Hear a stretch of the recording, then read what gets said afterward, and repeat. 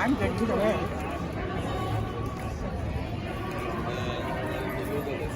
Alright, construction's coming through. Everybody clear. Pathway.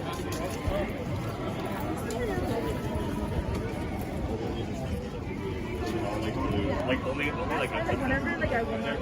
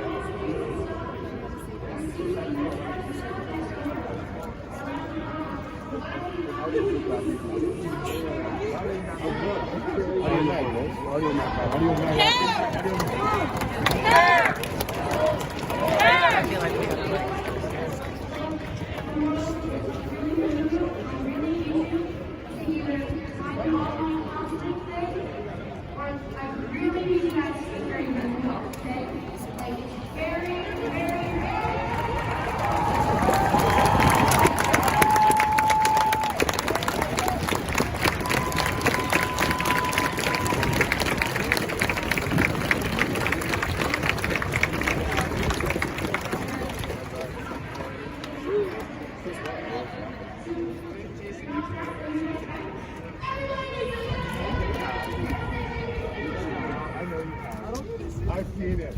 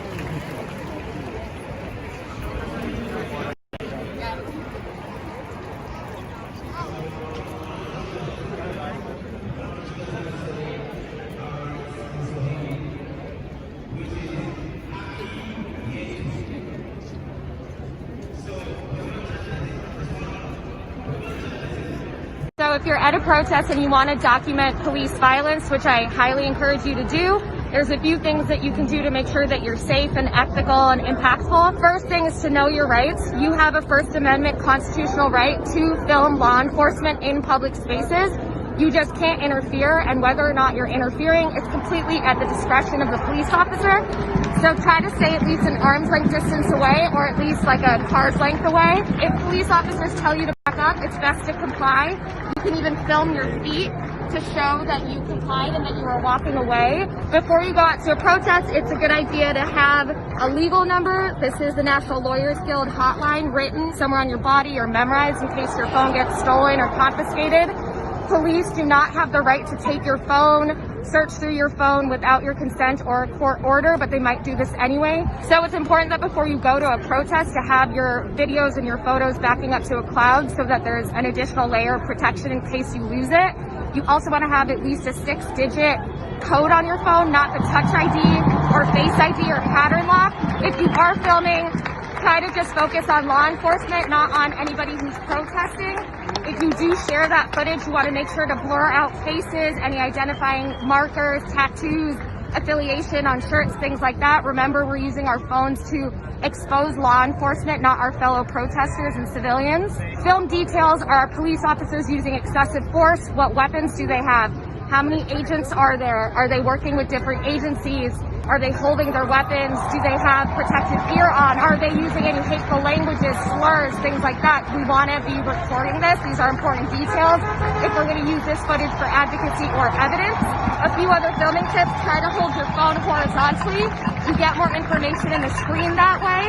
Try to take your elbows over your hips like this so they sit like a tripod so that your shot is steadier, it isn't shaky. Instead of panning kind of rapidly, you want to have slow, steady pans to really be able to see what's happening for a lawyer or a journalist later. Don't immediately share your footage. You want to pause and think about if there's any identities that you need to protect or blur out. YouTube has a free blurring tool for this. Do you want to protect your own identity? Do you want to upload this with your name attached to it? These might be things you want to think about. Often we see that protesters' footage is discredited, so we want to be able to prove that our footage is real and that we filmed it where we said we filmed it at the time we said we filmed it. Some easy ways to do that are to film landmarks, the outsides of buildings, street signs, your home screen that shows the time and date, any kind of verifiable landmarks, things like that. It's best to let the footage speak for itself. If you use biased emotional language, it can hurt its chances of being able to be used as evidence in court. So if you do narrate, stick to facts only. Timing is also really important. As we saw with the George Floyd video, the video was released after the official police narrative, which can make a really big difference in being able to highlight and expose those discrepancies. So before you share, take a beat, take a pause, think about what you filmed, who you could be incriminating, and how you can make a bigger impact. Share it with an advocacy organization or a lawyer or a trusted journalist first.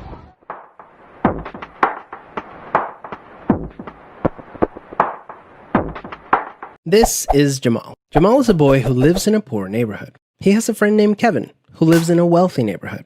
All of Jamal's neighbors are African American, and all of Kevin's neighbors are white. Because Jamal's school district is mostly funded by property taxes, his school is not very well funded. His classrooms are overcrowded, his teachers are underpaid, and he doesn't have access to high-quality tutors or extracurricular activities. Kevin's school district is also funded by property taxes, so his school is very well funded. His classrooms are never crowded, his teachers are very well paid, and he has access to high-quality tutors and lots of extracurricular activities. Kevin and Jamal live only a few streets away from each other. So how come they're growing up in such different worlds with such different opportunities for success? The answer has to do with America's history of systemic racism. To understand it better, let's look at what life was like for Kevin and Jamal's grandparents. Decades after the Civil War, many government agencies started to draw maps dividing cities into sections that were either desirable or undesirable for investment. This practice was called redlining, and it usually blocked off entire black neighborhoods from access to private and public investment. Banks and insurance companies used these maps for decades to deny black people loans and other services based purely on race. Historically speaking, owning a home and getting a college education is the easiest way for an American family to build wealth. But when Jamal's grandparents wanted to buy a house, the banks refused because they lived in a neighborhood that was redlined. So Jamal's grandparents were not able to buy a home, and because colleges could prevent them from attending through legal segregation, their options for higher education were really scarce. Kevin's grandparents, on the other hand, got a low-interest loan to buy their first house and got accepted into a handful of top universities, which traditionally only accepted white students. This opened up a wealth of opportunities that they were able to pass on to their kids and grandkids. Even as late as the 1980s, an investigation into the Atlanta real estate market showed that banks were more willing to lend to low-income white families than to middle or upper-income African-American families. As a result, today, for every $100 of wealth held by a white family, black families have $5.04. A 2017 study confirms that redlining is still affecting home values in major cities like Chicago today. This explains how Kevin and Jamal inherited vastly different circumstances. Unfortunately, the story doesn't end there. A big part of systemic racism is implicit bias. These are prejudices in society that people are not aware that they have. Let's go back to Kevin and Jamal. Against all odds, Jamal manages to be the only student from his high school to get accepted into a great university, the same one that Kevin and his high school friends are attending. But after Kevin and Jamal both graduate, Jamal notices that his resume isn't drawing as much interest as Kevin's, even though they graduated from the same program with the exact same GPA. Unfortunately for Jamal, studies show that resumes with white-sounding names get twice as many callbacks as identical resumes with black-sounding names. Implicit bias is one of the reasons why the black unemployment rate is twice the rate of white unemployment, even among college graduates today. You can see evidence of systemic racism in every area of life. The disparities in family wealth, incarceration rates, political representation, and education are all examples of systemic racism. Unfortunately, the biggest challenge with systemic racism is that there's no single person or entity responsible for it, which makes it very hard to solve.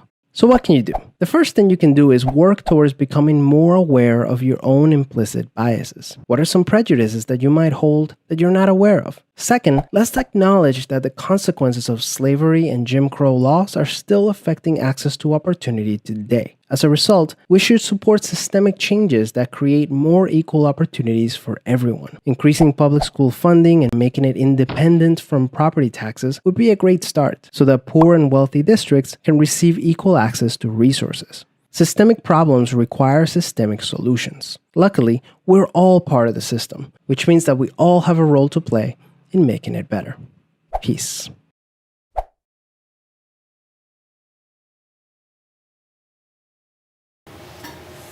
I'm having a mixture of emotions because I am, as always, so proud of Black people in the United States under the circumstances that they're in, finding ways to fight back, finding ways to be heard all over the world, even though they are being so victimized and targeted by their police and their government in general. They're still finding ways, even during a global pandemic, to fight back. And I find that encouraging. But at the same time, I see how we in this country are so fascinated and fixated on the United States to the exclusion of our own country's issues with white supremacy and anti-Black racism. So I find myself wondering if we would have had all this coverage even about Toronto, or even the presence that people knew about Regis Horchinsky-Paquette, if not for Minneapolis. And we can't wait for the Americans in order to be able to talk about ourselves. What should Canadians be taking from this? I actually think we have to stop pivoting from America and then saying, what about Canada, literally placing us as an afterthought. And we have to look into our own communities. Police kill Black people in Toronto at 20 times the rate that they do white people. The Indigenous population in Canada is a fraction of the entire population, yet Indigenous people make up 30% of the federal prison population. This is a country stolen by white settlers from Indigenous peoples who were here for millennia. Who are we kidding when we contrast ourselves to the United States? We don't even need the United States to have conversations here. And it's like every time, starting from the beginning, every time, is it racist? Is it racist? Is it racist? The media is also complicit in contributing to this by acting very naive and brand new every time something happens, rather than saying, what about the patterns and histories of systemic violence among Canadian police, among Canadian child welfare systems, among Canadian schools and workplaces? We have to start further along the line instead of pretending like it's new every time. All these politicians and leaders of these institutions are giving us words while trying to maintain the right to use violence against us. We need to disarm and defund police and give the money that we're spending on them, billions of dollars, to the actual communities that we always say there isn't enough money for services, there isn't enough money for childcare and food programs. You know why? Because it's all with the police. And until we challenge their authority, we're not going to change anything. Defunding the police means defunding the police. Somebody who's trained in de-escalation, who doesn't cost $120,000 a year, could have gone to Regis Horchinsky-Paquette's apartment building and tried to make a better outcome than what happened. And this is the case every day. The white settler state says that policing has to be at the barrel of a gun and that the police have to have a license to kill. If you give someone a license to kill, It's because you want them to use it sometimes. There is no ending the violence until we take away the license to kill and the weapons that the police use to do it. And if that makes people afraid, just ask yourself, why are you more afraid of police not being able to hurt us than you are about police killing us? Because that's what's at stake here. Those are the choices. There are no other choices, and the violence continues as we see. The police can't be trained out of their ways because they live in a white supremacist society that teaches them that oppressing us is okay. They're not going to be trained out of their violence. The sticks and the guns and the tasers need to be taken away, and that money needs to be transformed into supports for our communities instead.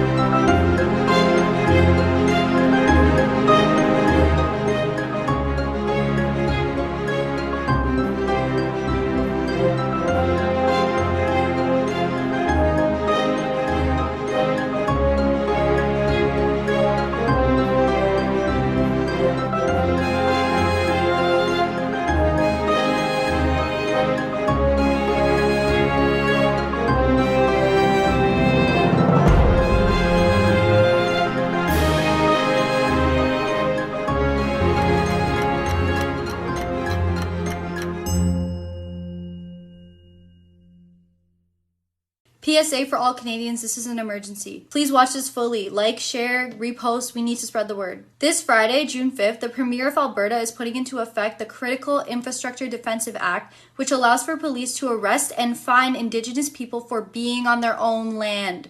Just take that in. The Wet'suwet'en people have been protesting against a massive pipeline that is damaging to Indigenous land and harmful to the environment. Because of this virus, the Energy Minister stated this. Now is a great time to be building a pipeline because you can't have protests of more than 15 people.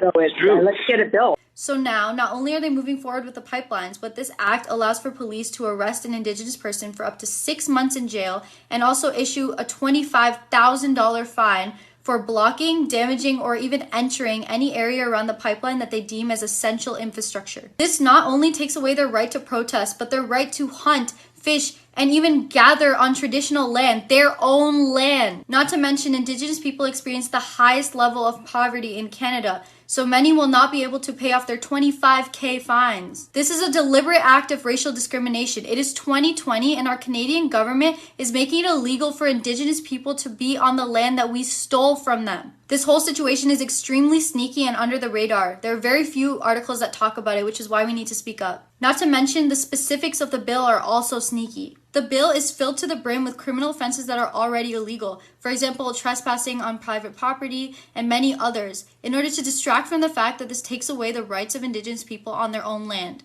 Basically, it's like saying big, murder is illegal, which is self-explanatory, but also you don't have rights. So what are some of these hidden facts that they're hiding? Well, for one, listen to this. The Lieutenant Governor has the authority to deem any location an essential infrastructure worthy of arresting people. For example, Indigenous protesters could be gathered in a safe space, a library, even their own home, and the Lieutenant Governor can just say, that's an essential infrastructure now, and arrest everyone. This act will give police too much power to arrest left, right, and center. And given Canada's current mistreatment of Indigenous people, I don't doubt this will happen. This is exactly why we say ACAB.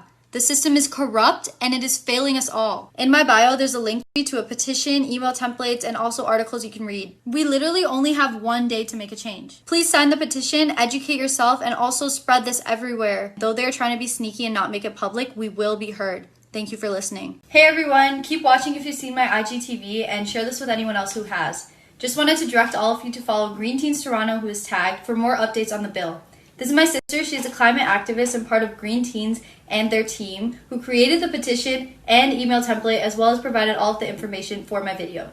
On behalf of Green Teens Toronto, Cooper, Ruby, Sophie, and I, we just wanted to say a huge thank you for all of the support. The petition has almost 250,000 signatures, and the video has over 1 million views in just 2 days. We are currently fighting for Alberta's right to protest, and we will continue to fight even if the bill gets passed. Please follow Green Teens Toronto for updates, info, and even more resources. Keep signing and getting the word out. We cannot let them get away with this. Thanks for listening. Hey everyone, my name is Jason Carmen and I'm the writer-director of Camboy. Thank you so much for tuning in to watch my film.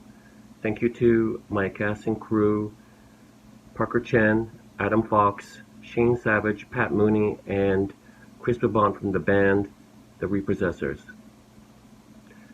I made this film as a way for me to be able to find laughter and catharsis, especially over the past couple of months where there's been so much pain and suffering. I'm very grateful to be part of Canada. I think about all the LGBT and people of color who are discriminated against and can't express themselves across the world. Thank you for speaking up.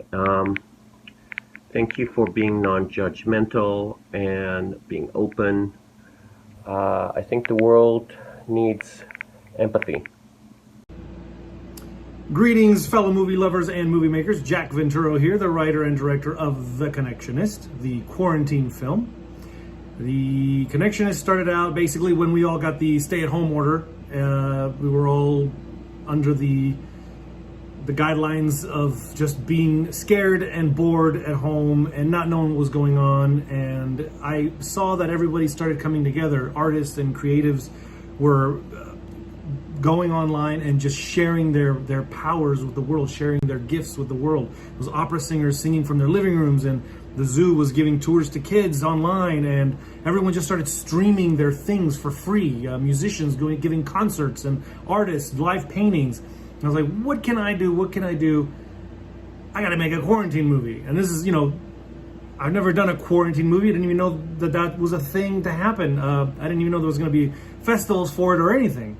I got the idea, and my friend Gigi sent me an email saying that Roger Corman was doing a quarantine film festival, and I was like, I gotta enter this too. Okay, that's it. Now I gotta do it. That's it. Now I gotta do it.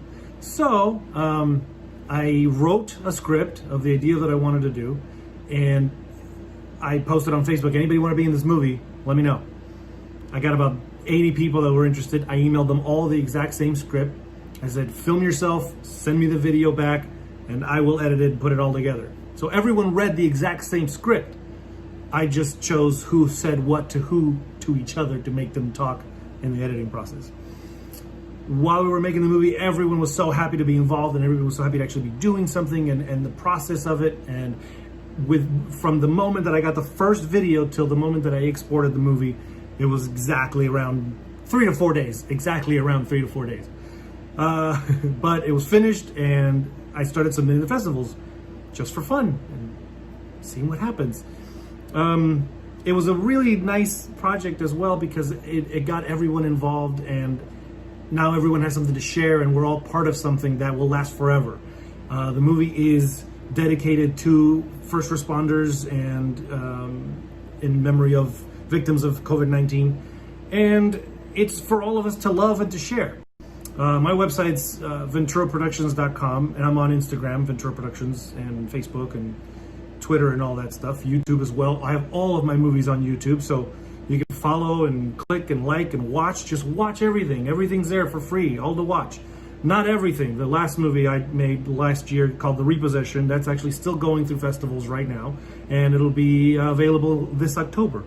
But that's it. And I think, as long as we all just keep supporting and sharing our creative processes and just keep spreading love and art, the more love and art and colorfulness and beautifulness that we share with each other, the less scary times and dark times we have. So I'm going to keep doing my part. Everybody else keep doing their part. Thank you for watching this. All the love to you guys. Love and light and positive energy and everything. Thank you.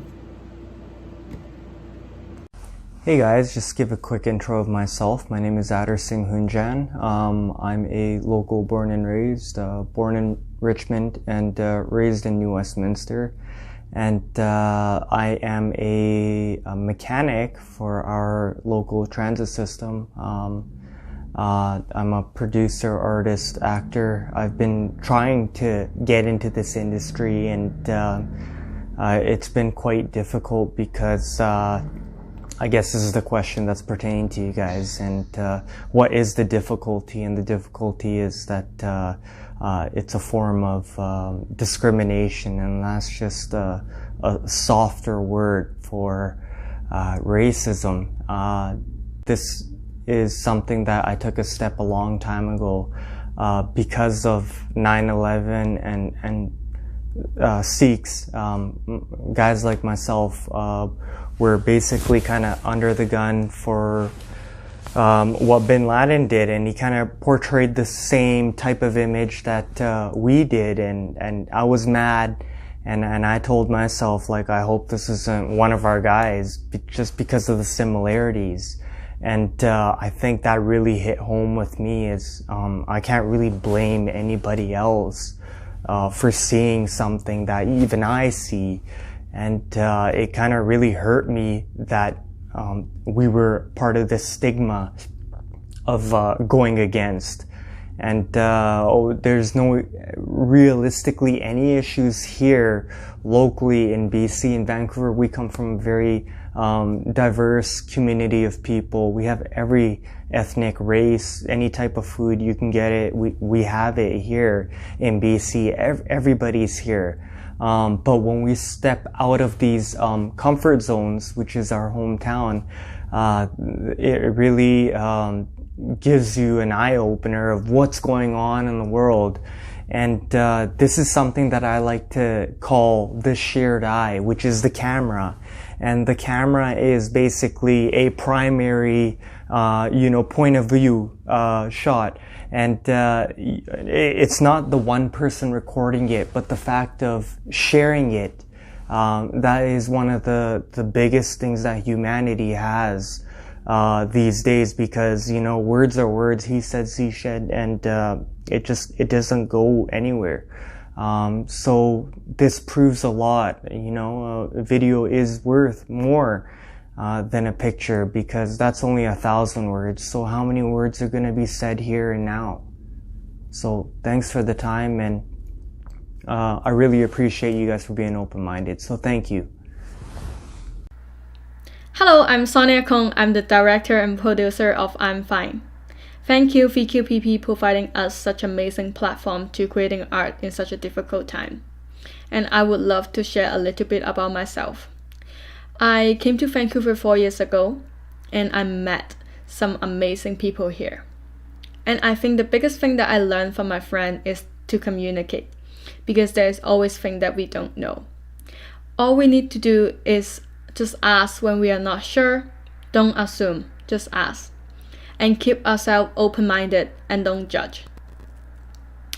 Let ourselves to explore in different cultures, because diversity is the reason why the world is so amazing. And another thing that I learned from my friend is stand for what you believe in, because the strongest power that we have is in our mind, and no one could ever take away from us. And do our best to strive for what we want. And this is the best thing that we could do in such a difficult time. And I hope you will enjoy the show later.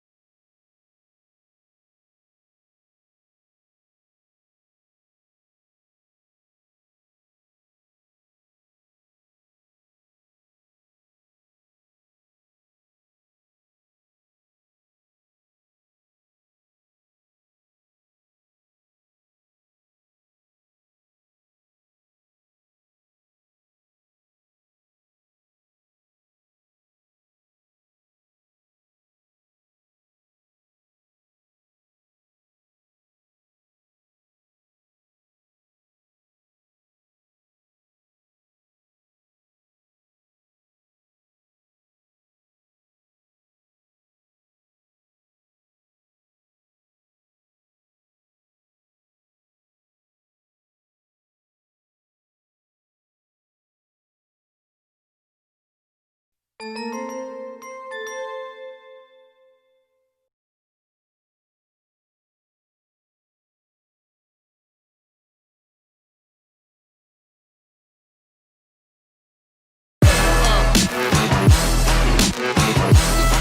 don't do this.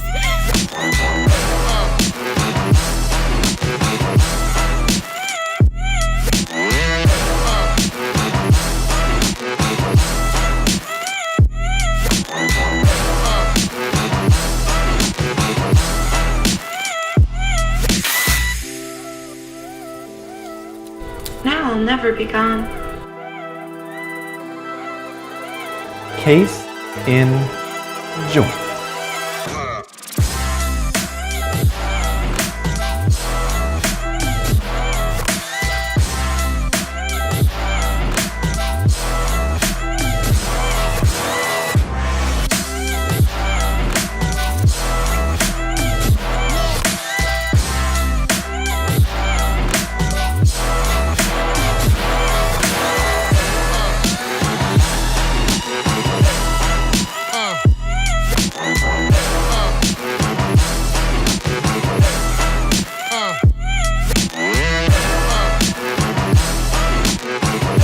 And my mom is in the audience.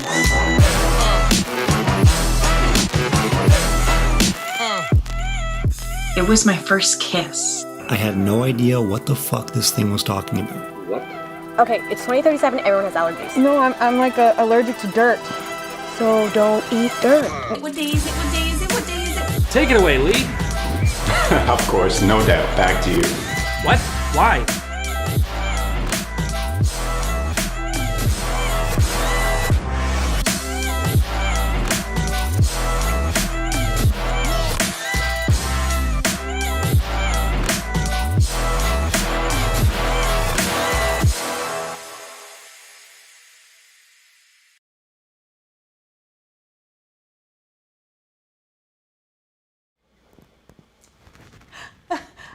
Hi everyone, I'm Ashley Farrell. Welcome to the Vancouver Quarantine Performance Project Round 2. All these amazing creators have actually used the quarantine to be productive, unlike me who spent all the time, painting my IKEA furniture from white to baby poop brown. So give them a round of applause for actually doing something with this time. Now I know that everybody is dealing with what's going on in the world right now and everyone wants to help. They want to sign things, donate, learn more. You can do so during our intermission. If you look at our description below, there's links to things where you can learn about what's happening, where you can use your time, where you can spend your money to help with everything that's happening. Now, after the show, there's going to be an Audience Choice Award, so make sure that you stick around so that you can vote for what's your favorite, and make sure that you stick around because we're going to have an award ceremony immediately after everything airs. So, now, let's get on with the show.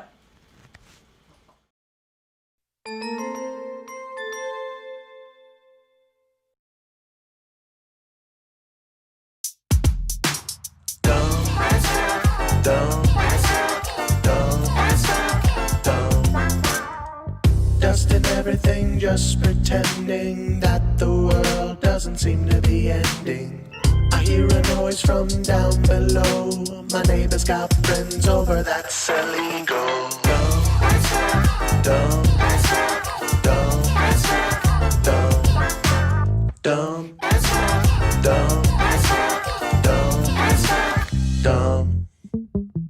Contemplating an altercation, set up, dialing up 311. They keep on talking below me, they're laughing. Doesn't seem I'm always doing dishes for fun. But when my neighbors just stop, you having people over fucks us all up. We're just trying to plank the curve, but none of this is working cause you're being dumb.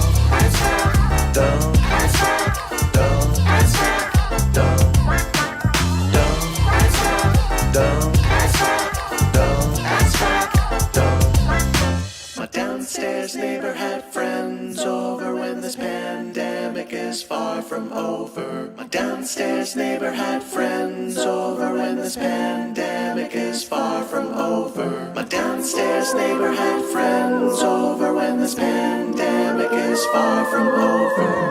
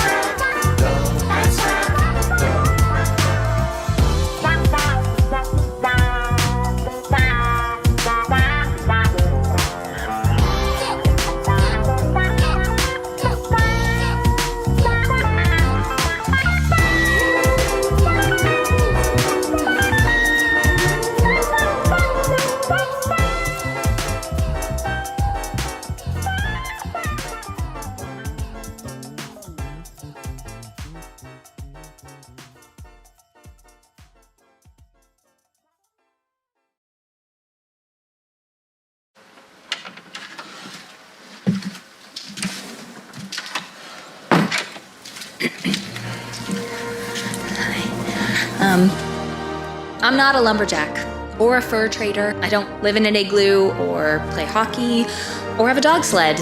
And I don't know Jimmy or Sally from Canada, though I think Susie was on a Zoom call last week and she seemed nice. I have a prime minister, thankfully not that president. I speak moistly, and I do regret saying that. And I gladly walk into the street to let people pass me safely on the sidewalk with a polite smile every time. I cheer on our frontline workers proudly every night at 7:30 p.m. I believe in physical distancing, not social isolation, shopping local, not hoarding toilet paper, and I wash my hands to the tune of A Head by a Century every single day. A mask is a given. A small business is important, and it's pronounced CERB, not curb, CERB. Canada is flattening the curve. Beavers are taking over the streets, and Leaf fans still think they have a shot at the cup this year. My name is Jane, and I am Canadian. Thank you.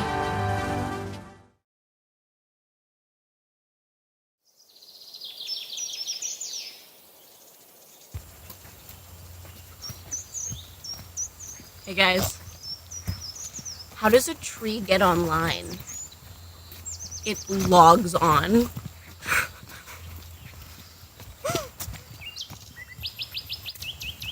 What's wrong? I'm worried you guys are gonna stick me underground in a hole full of water. But I know you mean well. You mean well? Guys, I can't do this. She's completely oblivious to the suffering that she's causing.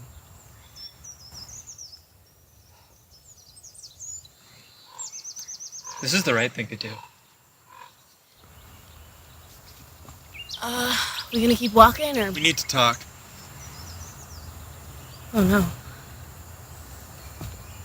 Is this about the cocaine? Because I swear I only do it at parties. No, it's not about the cocaine. We all do cocaine. Cocaine is fucking lit. Is it the shoplifting? Don't talk shit about shoplifting. It's the only way I can get off, and you know that. Well, you better hurry up and tell me what it is. I've got a dentist appointment at 2:30. Oh my god. No, you fucking don't. Maitreya, this is it. It's the dad jokes.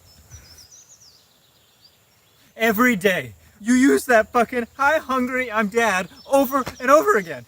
What kind of a succubus are you? I loved you. You were gonna be my maid of honor. You picked my color scheme. Yeah. Navy blue and neon orange is gonna be fucking sick. Shut up! If you don't stop with the dad jokes, the three of us are walking home alone.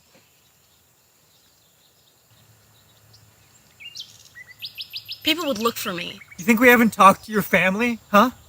Okay, your little brother cries himself to sleep every night. My brother lives in a frat house. Yeah. And we told him we'd take care of you.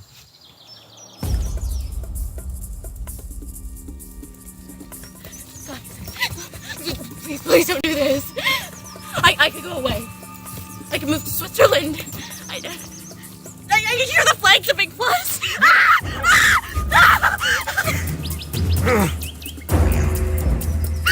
Look. From a very young age, I knew that I would always be a small, cute girl, and my life was gonna be really difficult. I didn't have a proper male role model to teach me to be tough. We know your dad, okay? He's around. Yeah, but he's not an alpha, okay? He smokes weed and he supports my dreams. It's not enough. And the dad jokes, they were just my way of letting you guys know that I could hang. You know? Like, Jill's very clearly the group mom, you know, in a lot of ways, and I just felt the need to be the group dad. What does that make us? You're our son. Wait, so you're saying that if we just accept you as the group dad, that you'll stop making the jokes? I think so. It'd really be a relief if we didn't have to kill you and feed you to the coyotes. Oh, yeah, no, for me too. Yeah.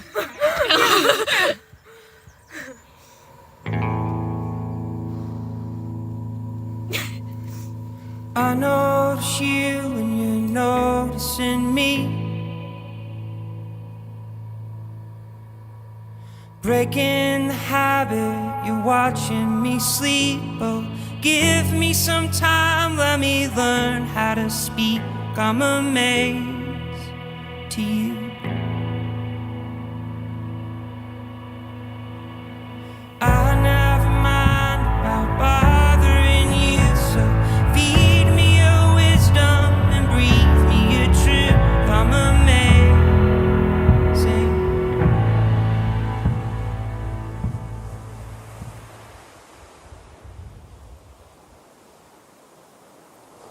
Oh, feeling like a bike ride about now.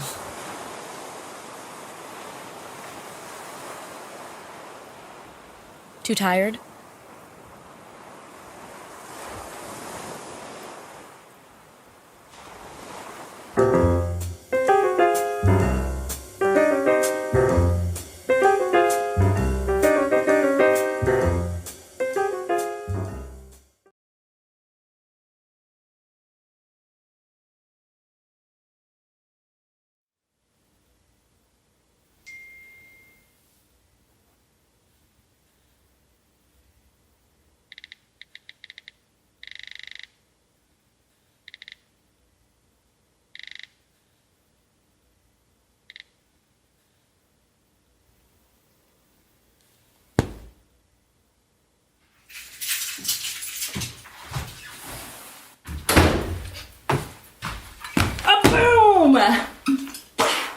It's party time, baby!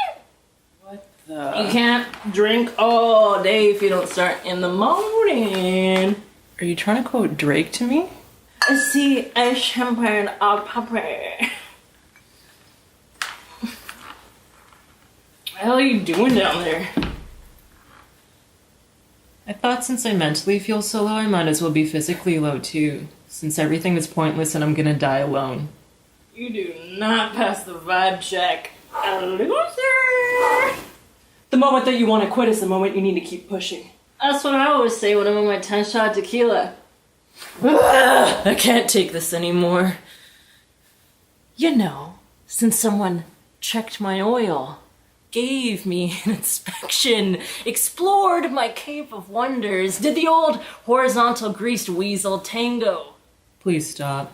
What? I matched with like 10 new dudes on Tinder and one of them is Ozzy, my fave. And let me tell you, he is one of the nicest cockatoos I've ever seen. If you know what I mean. We always know what you mean. Local organic fair trade coffee, anyone? And I also bake banana bread, gluten and sugar free, of course. Do you think that bananas look like... Actually, do you have a spare one? What for? Normal, banana usage reasons? If you don't use it, you lose it. And today is also Meatless Monday. Every day is Meatless Monday. And let's not forget about the Zoom meeting at 1 p.m. to discuss weekly goals. With the sweat be out to shine like a star. Speaking of stars, I'm gonna be Insta famous. I thought of the most perfect caption of this half-naked picture of me. Ready? The key to a peaceful life is to surrender. And then when you think you've surrendered enough, surrender some more. Boo! I surrendered. Shut up! I liked it. Whatever, bitches. Hashtag jealous. What the fuck is going on? No! I found this great meditation webinar. I will end you. Hey guys, it's me. Just going Insta Live so you can see a glimpse into my life. Comment below if you want to see what kind of toothpaste I use. I don't stop when I'm tired. I stop when I'm tired. What do you want my teeth? 7 likes? That's it? I forgot it was Monday and I didn't get margaritas. It's Monday? That's leg day. I've been doing it almost this whole time. What is someone gonna do me?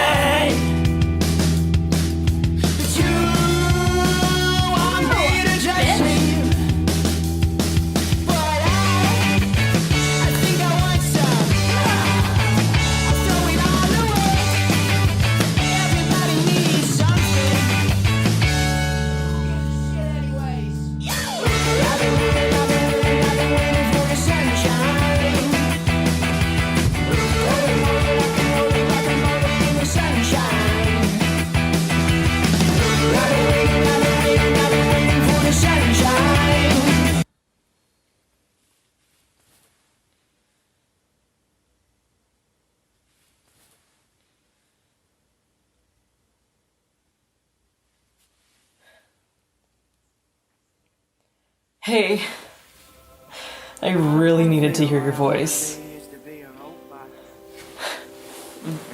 Craziest thing. Breeze on my circuitry, giving me the freedom from my own thoughts. I don't wanna breathe, what I wanna be is a lost island. Uninhabited. What is you gonna do, man?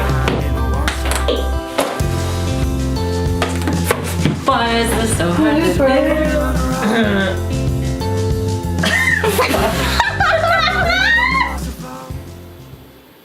You dirty girl. God.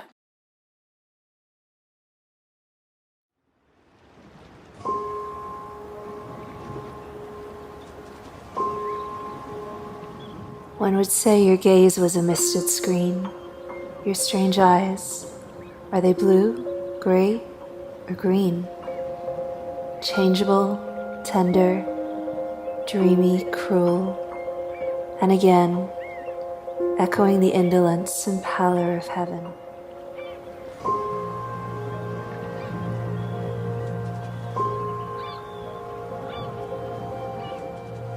You bring me those blank days, mild and hazy, that melt bewitched hearts into weeping when twisted, stirred by some unknown hurt.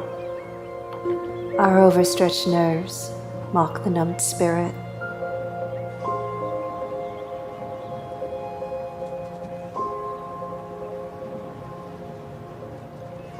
Often you resemble the loveliest horizons, lit by the suns of foggy seasons. How splendid you are, a dew-wet country, inflamed by the rays of a misted sky.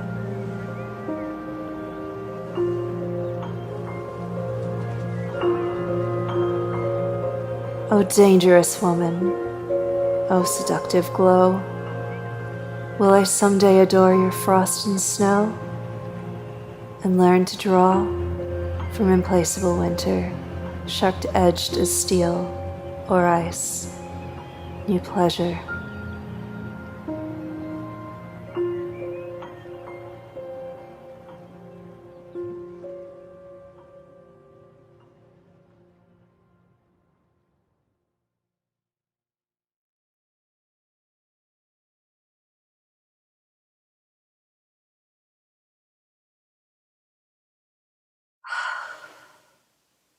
I haven't had sex in 5 years. Think about that for just a second. You know how people say the longer you go without it, the drier it gets? And that you start to form little cobwebs down there, and when you open your legs, your vagina just goes poof. No.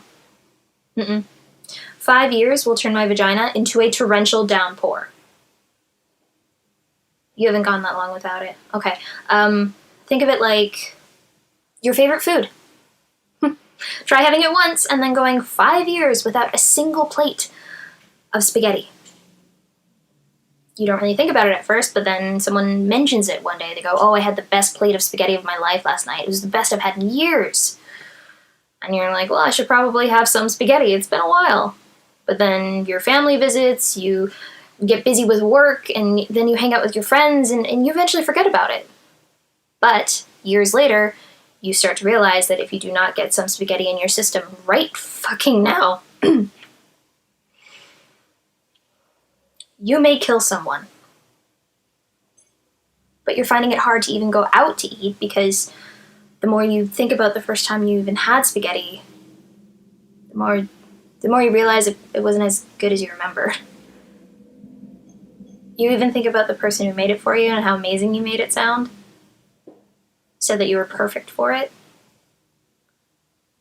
So you say, okay, and he makes it with the most vibrant sauce you've ever seen, and 2 perfect meatballs, one slightly bigger than the other, but you promise not to tell. And as he's bringing it over to your table, you start to think, maybe spaghetti isn't what I really wanted, and I'm not ready for it. And he says, well, what are you talking about? I made it for you. It's here. You can't waste it. And all you can say is, I'm sorry. I'm not hungry. And then he proceeds to tell you that there are so many people in the world who are starving. and that you shouldn't be so selfish. So you eat it.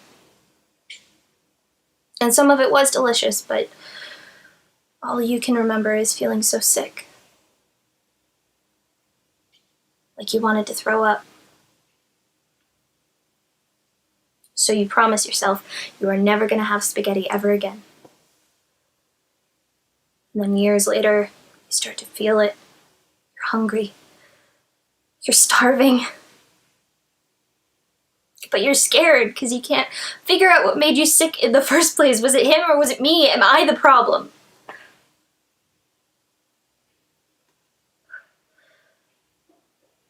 I never thought that I would want to try spaghetti ever again. But then I met you and my stomach started growling.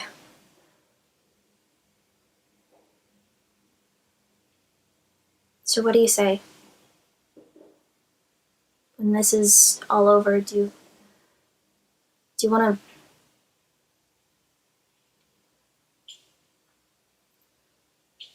to go get something to eat?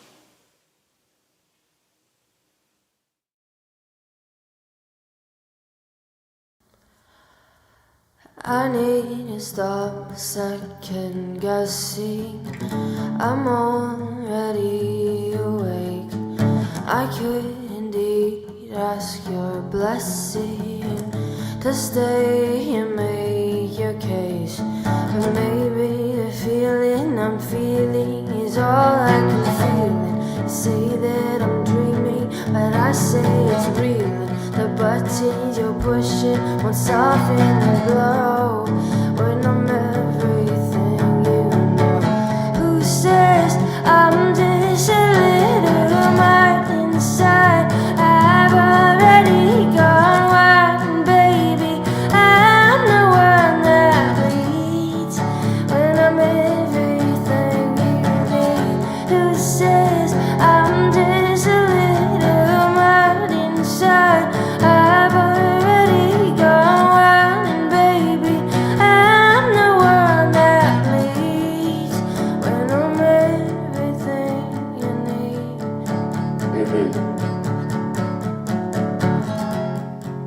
And we walk into each other like we're walking down the street, and the complete lack of color tells me I'm where I'm meant to be.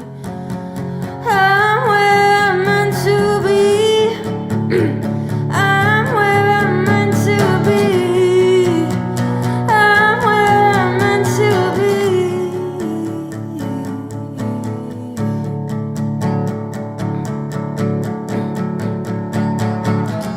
Who says I'm just a little mind inside? I've already gone wild, and baby, I'm the one that bleeds when I'm everything you need.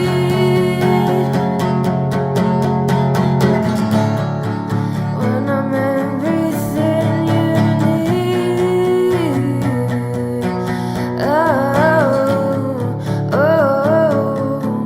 And I say once more that we both came from similar corners, waiting out to see who would fall first.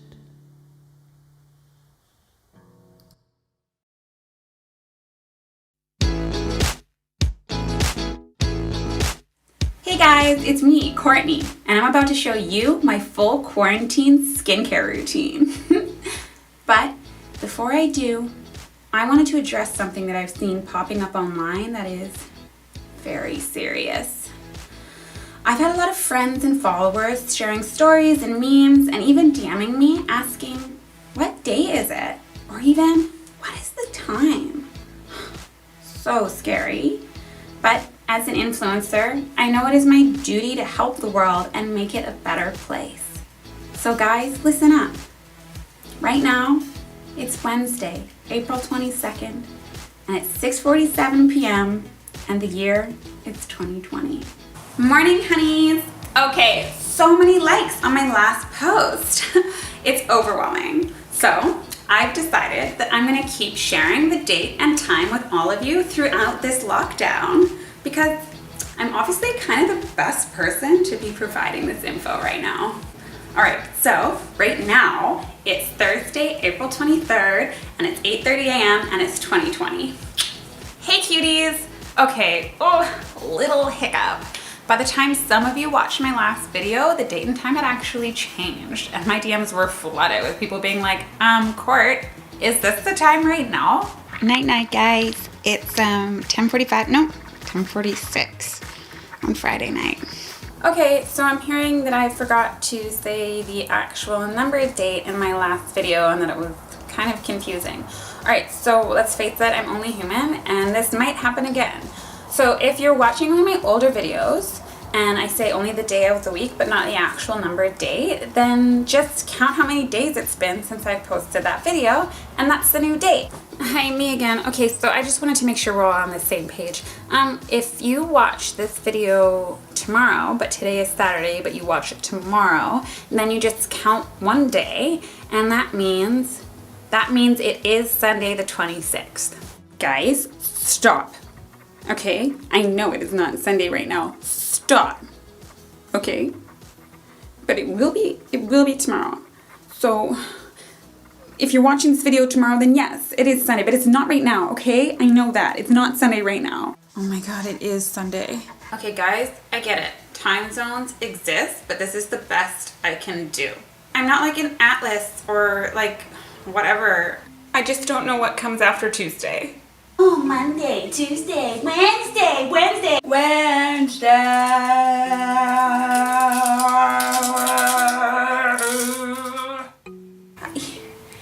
Okay. Monday. The current time is 6:45 p.m. I control time. What day is it? What day is it? What day is it? What day is it? What day is it? What day is it? What day is it? What day is it? Tuesday, Wednesday, Thursday, Friday, Saturday, Sunday, Monday, Tuesday, Wednesday, Thursday, Friday, Saturday.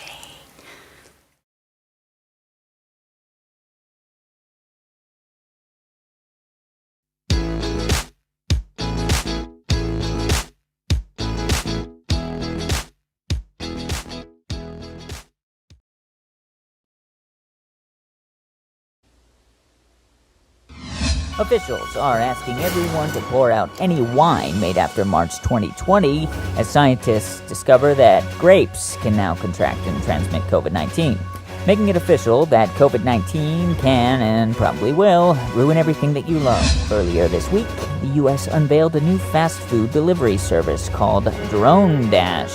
You still can't get tested for COVID-19, but it's okay because you can get diabetes delivered directly to your door by drone. This has been your daily news briefing, and remember, don't go outside or you'll get arrested. Hey Lexi, what time is it? Good morning, Nathan. It is currently too early to drink. That's not what I asked. No, but it is what you meant. Downloading recipe for sangria. You're the best. Nathan, there is an error. Okay. In order to make sangria, you need certain ingredients, such as strawberries and wine. Yes, I'm aware. You have 0 bottles of wine.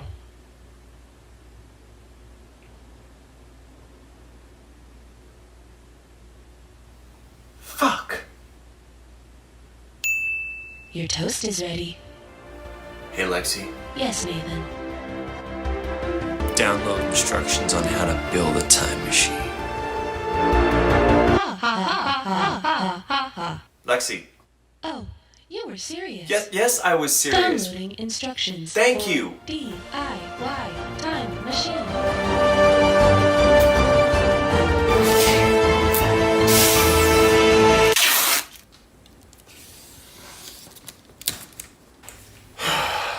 There we go.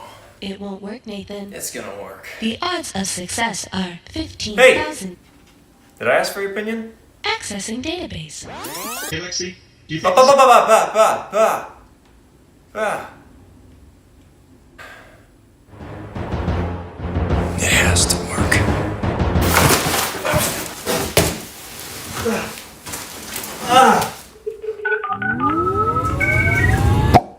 Holy shit.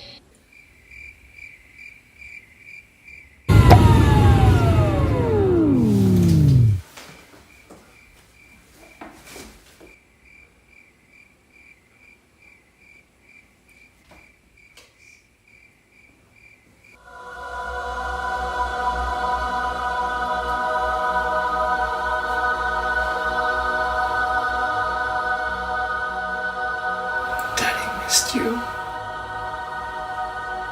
Shh. Everything's gonna be fine.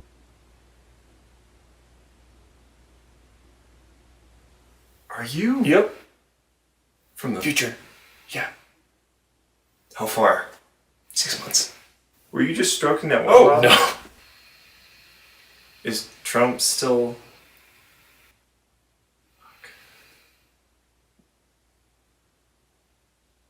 I want to know everything. Toilet paper. Really. Everyone's fighting over everything. It's crazy. Even flour.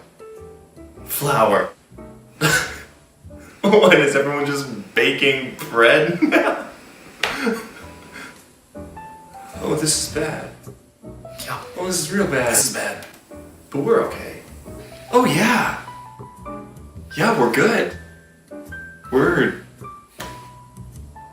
We've got a little bit of an alcohol consumption situation, but now we're good. I just have one more question. Shoot. Do we still watch a lot of porn?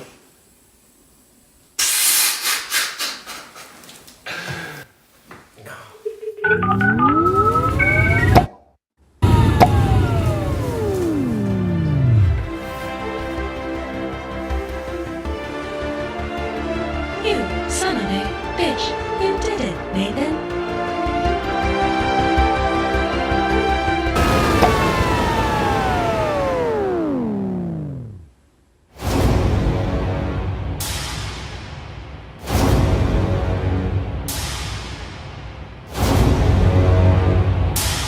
I'm gonna need all your peanut butter.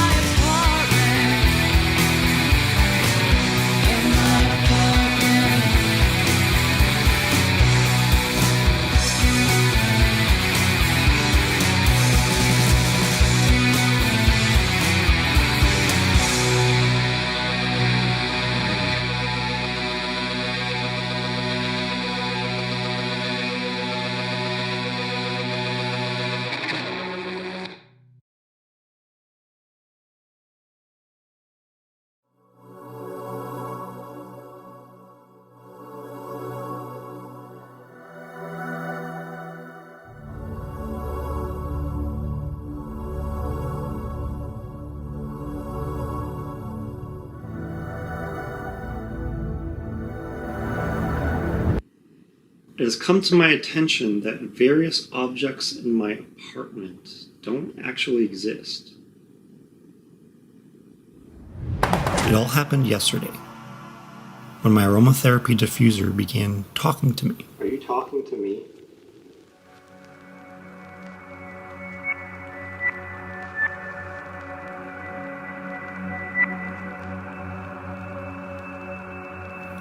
I had no idea what the fuck this thing was talking about. What? It then told me which objects in my apartment don't exist, like my portable heater, for example, that, when listening to a fire beat, will perform a spoken word poem for us. I am a cosmic influx sleeping on a window pane. I preface this behind a glass door, waiting for someone to open it. Something yells at me to stay inside and watch TV. Wiggling tendrils lacking depth perception attach themselves to raindrops perceived as ideas. Do you remember waking up this morning?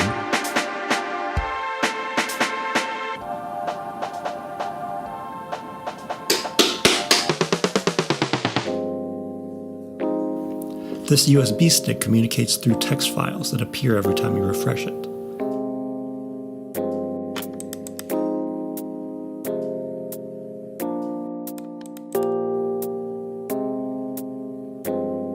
All you have to do is add to the text file and it'll answer you. It's not real either.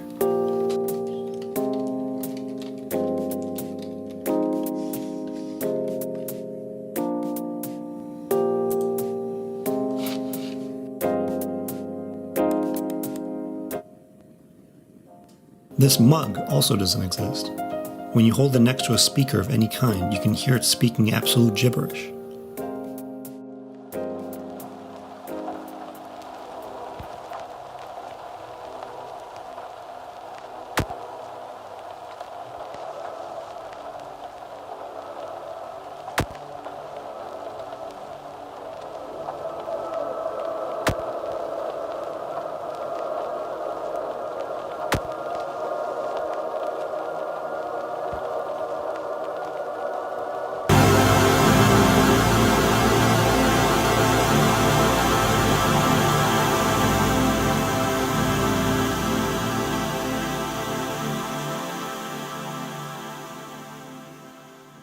Wait, did you say there was 4 things in my apartment that weren't real? You only named 3 of them.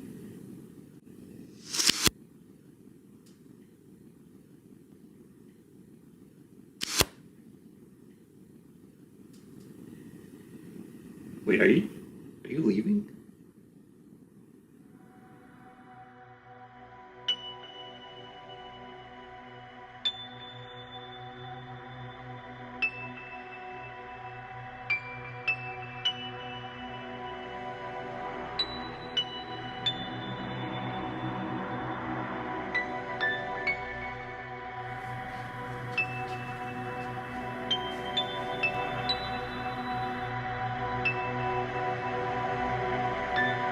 What if they don't like me? I have too many sparks in my head.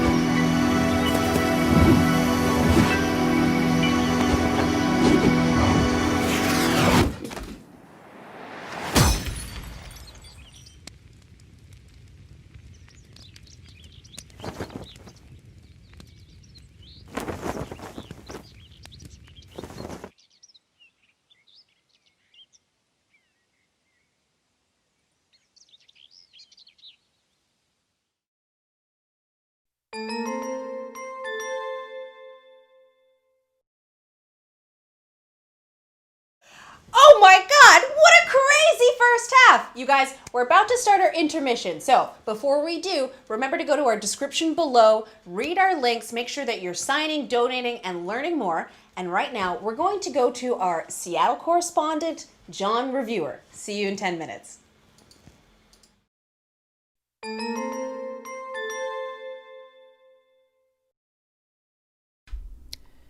Hey everybody. For those of you who do not know me, my name is John Reviewer. I'm a mixed person of color film critic here in Seattle, Washington, and I am the creator, producer, and host of the, under normal circumstances, weekly film review podcast About to Review. I've not put out a new episode in quite a while, as all of us are in the film community in various roles and various capacities. You know that our industry kind of shut down a couple months ago. With that, and with everything else going on, it has been very challenging to get back into that creative mindset. I've been covering Vancouver film festivals for a little over 4 years now, and I absolutely love the creativity involved in now the second Vancouver Quarantine Performance project, and I thank Joel for inviting me to be a part of this. These are really challenging times, not just in the film industry with everything going on with COVID-19, but especially the injustices happening across the country. I fully understand that feeling of paralyzed, of not knowing what to do, of not knowing how to best be a part of solutions for this problem. The people who want to be on the front lines of the protests, standing up for injustice, and yet also recognizing the global pandemic, some people do not feel safe in those environments for a lot of different reasons, and I respect that. But it is important to recognize that there are things all of us can do right now from our homes. Joel has a list of amazing organizations that you can give donations to with a wide range of focuses and topics. I just want to focus on two and mention two right now for the local Seattle community. One of which is Black Lives Matter Seattle King County.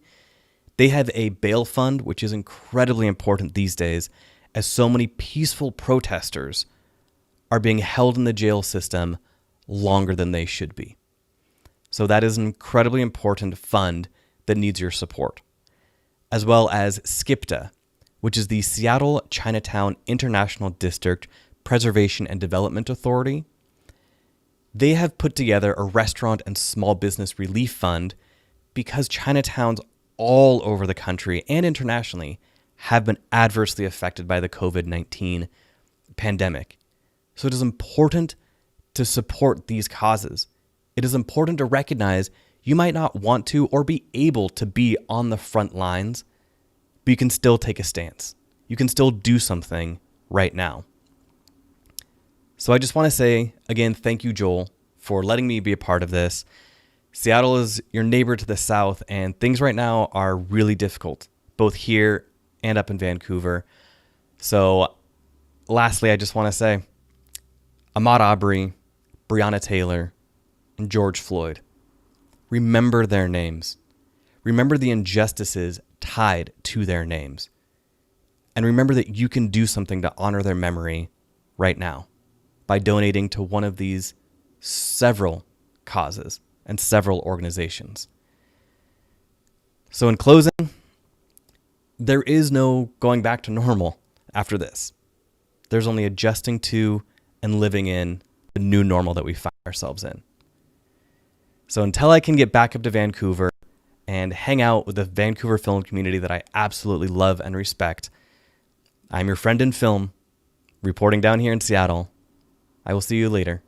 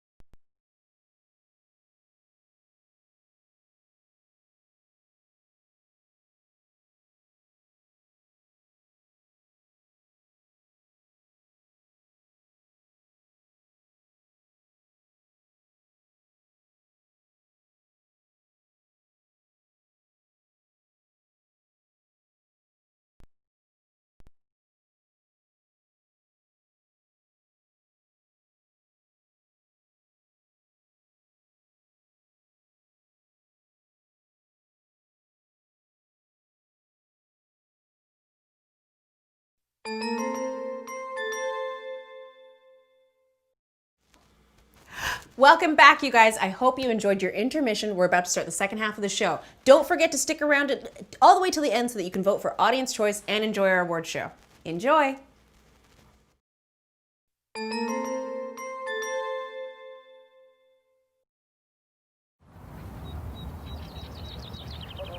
Strange and wonderful adventures. It all started at the dance. You were going to take me places. We were going to leave here and go so far and so fast that sometimes all I'd see outside my window was colors. You said I was the type of lady that deserved to feel the warm wind on my skin. The kind that makes you feel like you're heating up from the inside, like a bath. Not like the wind around here. The kind that tears at everything, scraping away little bits like a cat with a scratching post. This wind, he said, was gentle. And then always a wink, and a smile, and a tug on your beard. You'd sit on a porch most nights and tell me of all the places that you'd been and all the places we were gonna go. And I sat in love, in rapture, not only of you, but of the idea that one day I would look at a map and see more than lines and dots and colors. You put on a record most nights.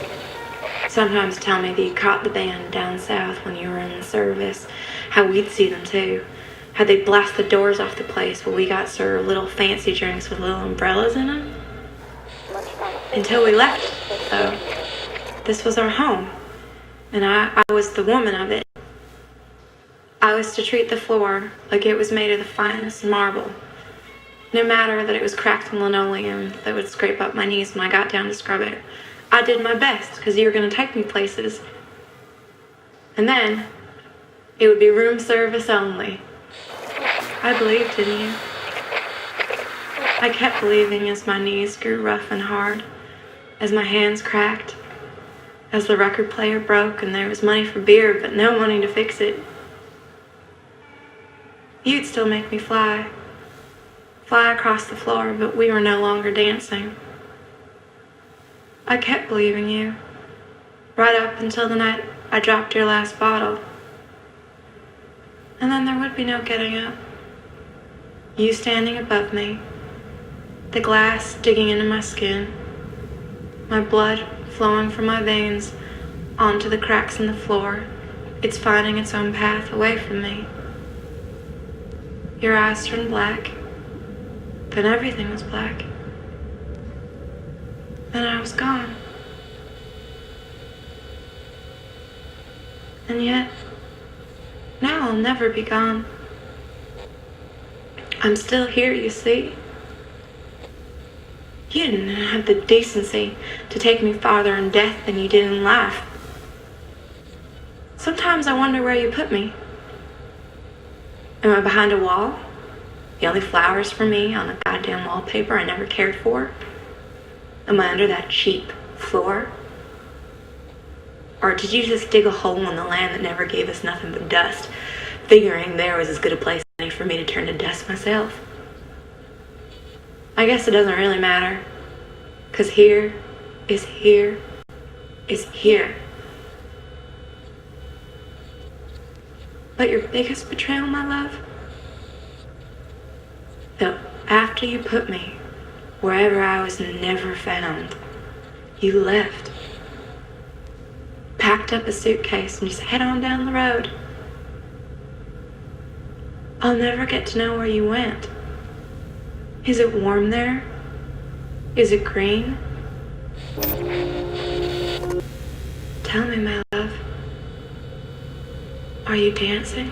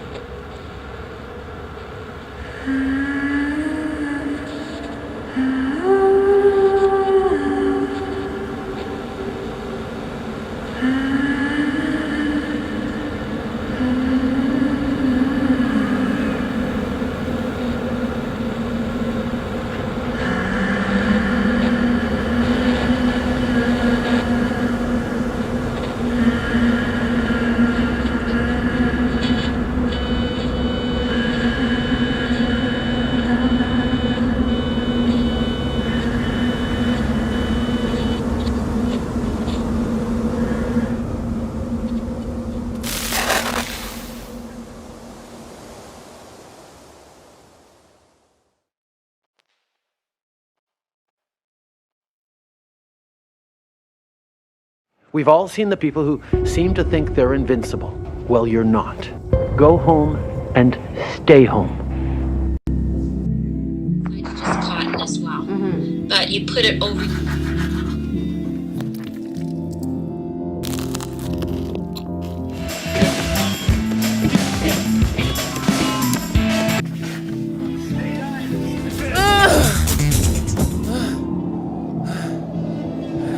Hearing about people not getting them, you're hearing about people getting sick.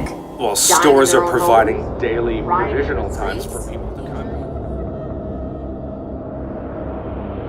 Under the Emergency Act, the government has demanded for a complete lockdown procedure starting tonight at midnight. Breaking this order will result in severe punishment.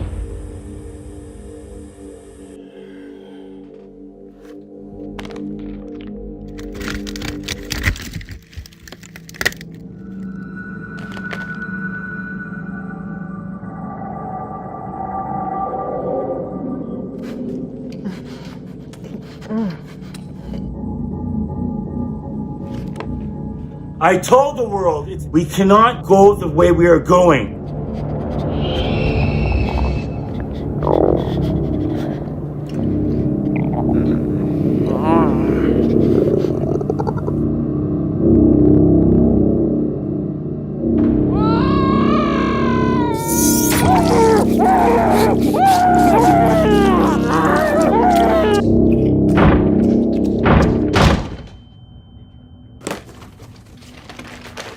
A large, glowing string of lights has become visible in our atmosphere. Incredibly, reported infection cases have been coming down since these lights have appeared. There was another attack on City Hall. Police were completely overrun. Board up the windows. Cover up the doors. No one's coming to save us. I know you're in here, bitch!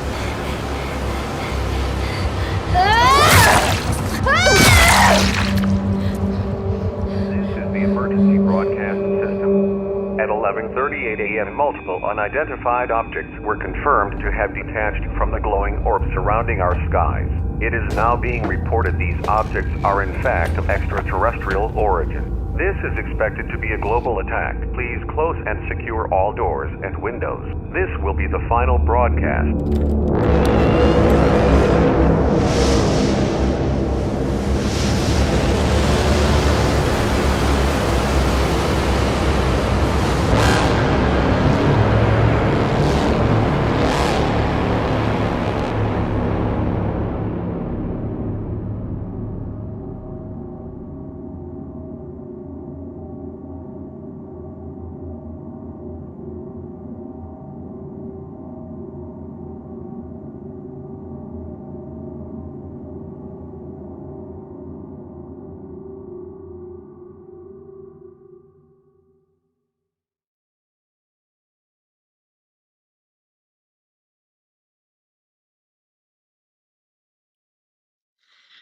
He took me to my first dance.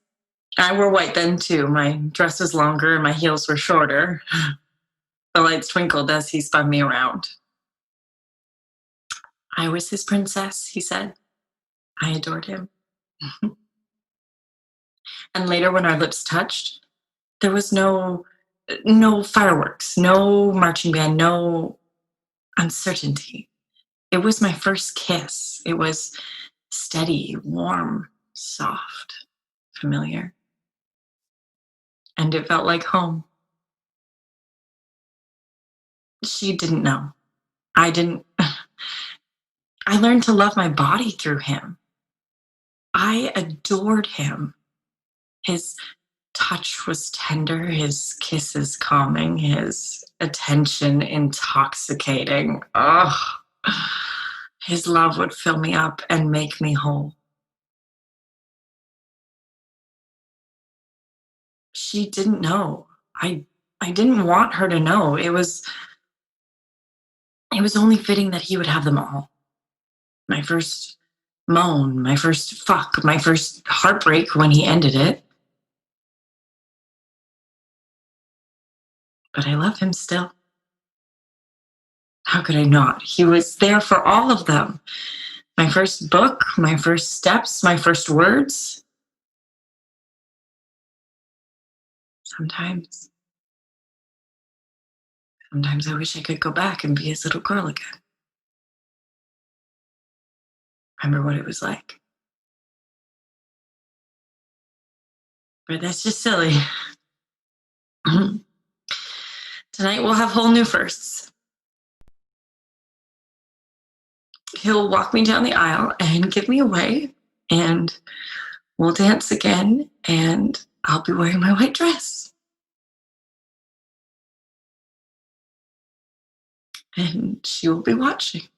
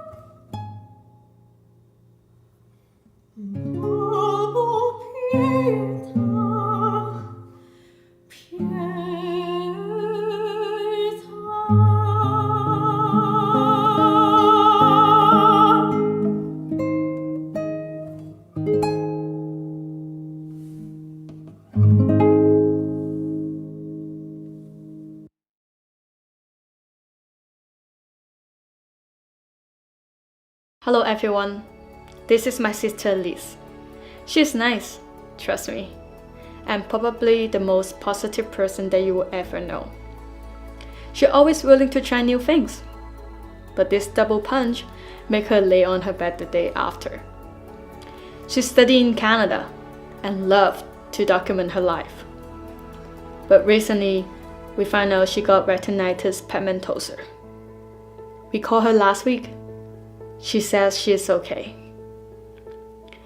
She's the strongest person in my life. Hello. 係啊，我呢邊好好啊，我冇事喎，你放心喎。我都估到㗎啦，如果姨媽有，我有都好正常啫。冇嘢喎，雖然呢排肺炎好嚴重，但係我照顧到自己，所以唔使擔心嘅。我下次再同你講多啲啊。拜拜。大家好，我係 Liz。我冇諗過會有咁嘅事發生喺我身上。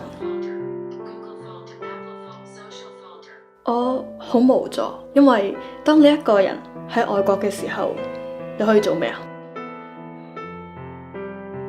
唔通同你屋企人講你好辛苦，尤其是喺呢個情況下，佢哋幫唔到手嘅時候，你同佢哋講有用咩？更加嘅係，佢哋只會越嚟越擔心。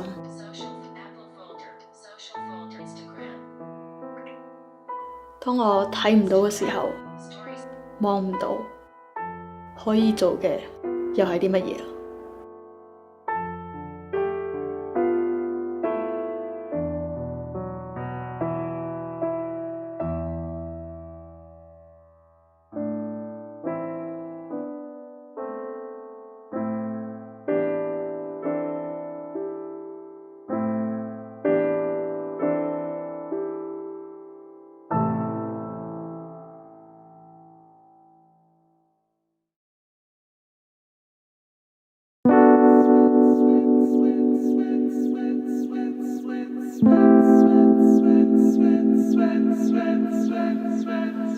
？Read the news today, saw that medical advice to stand 6 feet away to save a bunch of lives. With all this information, I still choose to go. Grab my sweats and get on with my workout schedule. I think I'll go for a jog, really craving a run.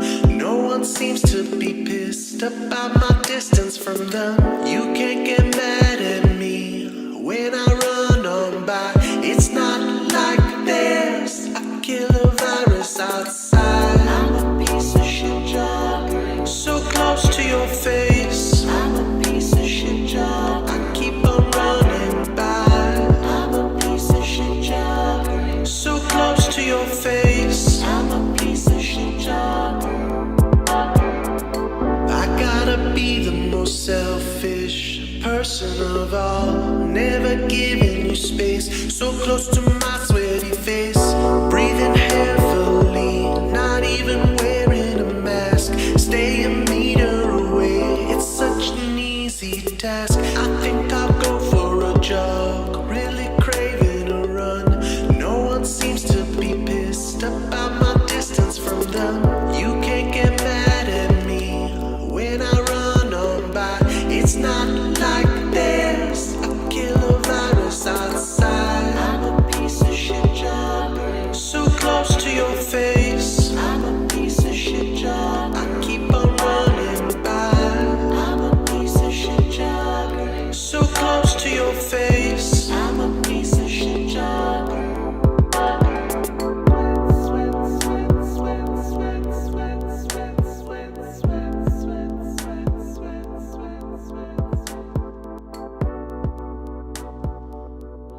So close to your face.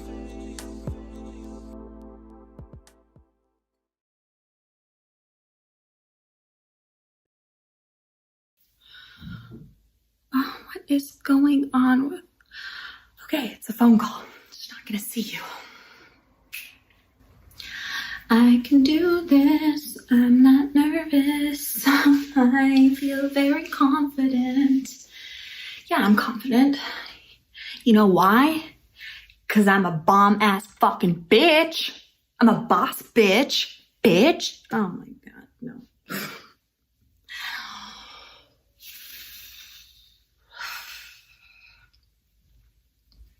Okay.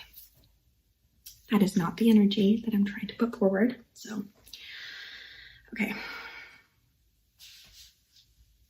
Why is this so hard? Why can't I just call her? Like, I'm 30 years, I am 30 years old. I can call someone I like.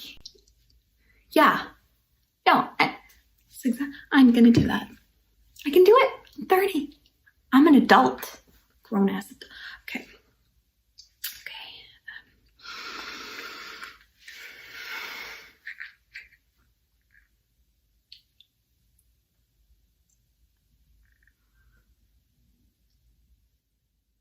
Hey, Joyce, it's Dana. I meant, hey, Dana, it's Joyce calling you today. I know it's been a while since we met like 2 months ago, but I've just kind of been working up I've been working a lot, and I just going with the ebb and flow of life. And I just fucking serious right now.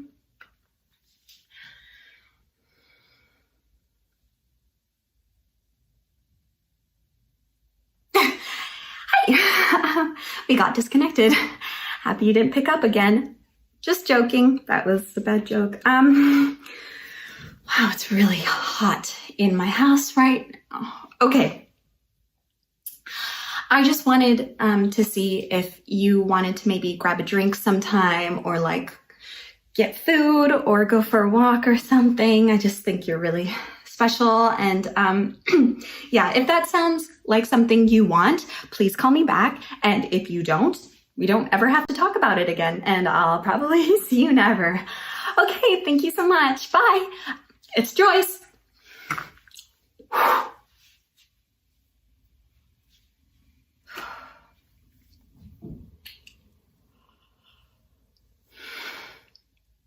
Should have fucking texted.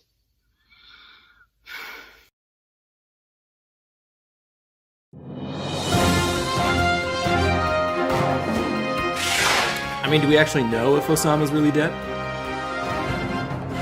Good morning, Vancouver! Welcome to Channel 69 News. I'm Michael Motorbike. Today in Vancouver, the exceedingly reasonable lockdown protesters are gathered outside City Hall, protesting for themselves and their kids to finally be able to go outside and socialize. Our correspondent, Lee J, is on the scene to give us an inside look at the event. Over to you, Lee.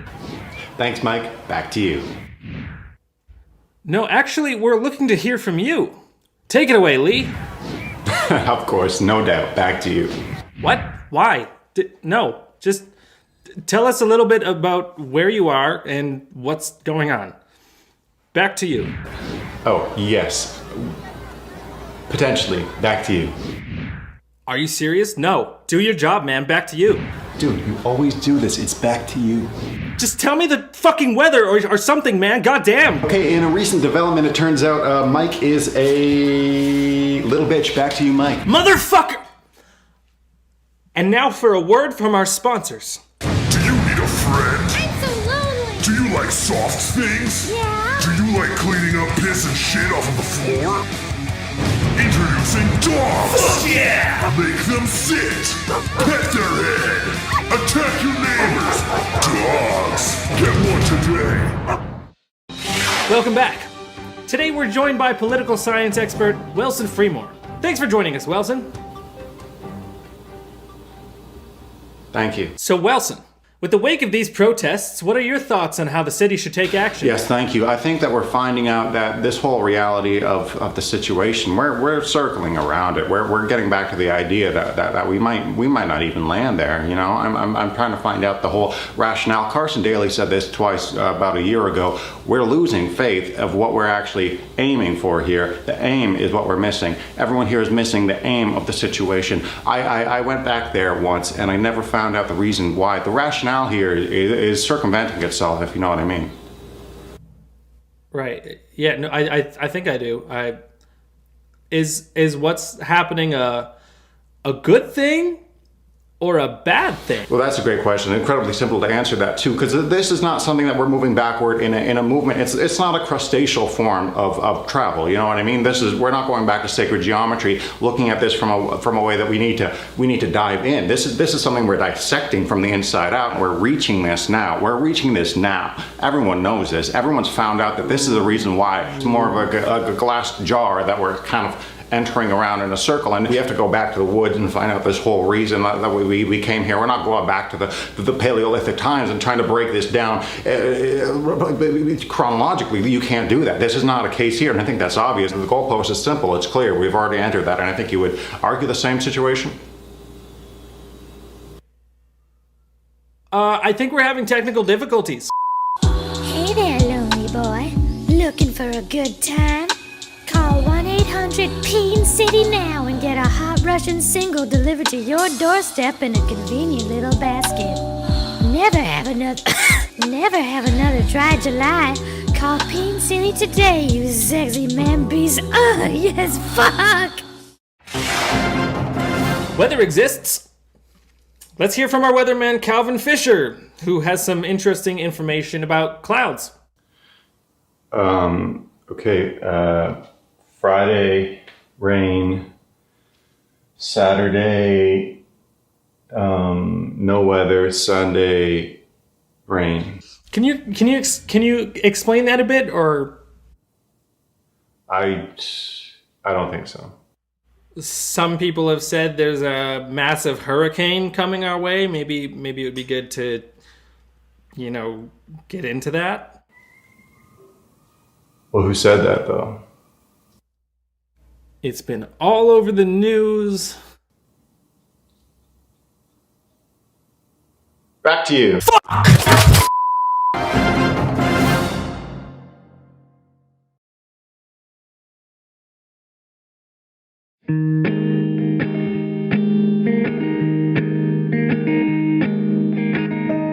Eyes up, moving on. Cover that ground while we sing a song. Keeping time with our steps. Who knows where we'll end up next? I got you, honey, by my side. I got you. You got me, honey, along for the ride. Me.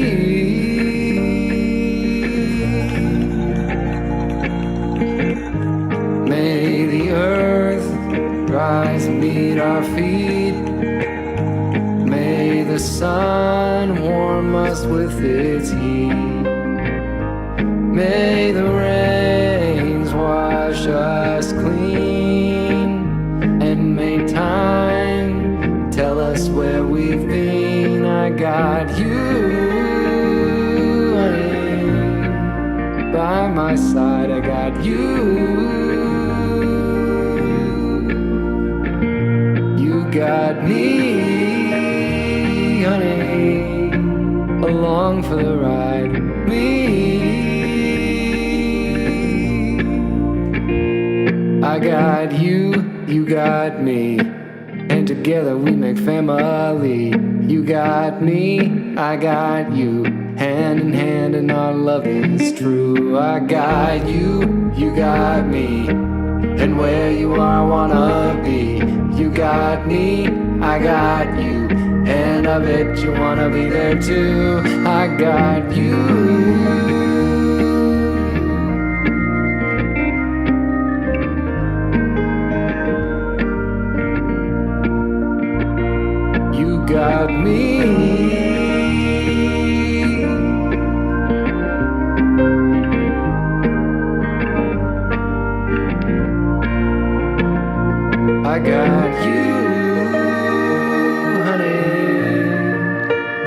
my side, I got you. You got me, honey, along for the ride. Me.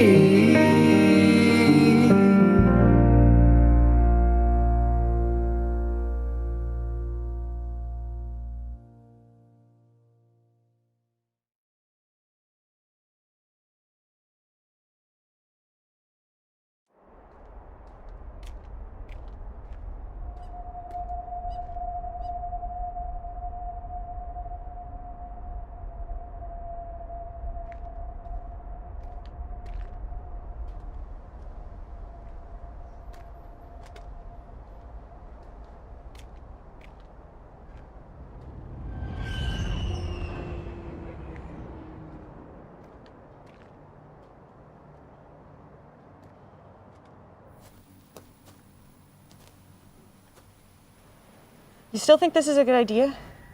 Yeah. But do you think it's safe, you know, out here? I checked the foot traffic monitors for this area. No one's been around here for weeks. But we're so exposed. Will anyone see us? No, it'll be fine. Do you remember to bring the gear? Yeah. Are you ready? I think so. Let's do it.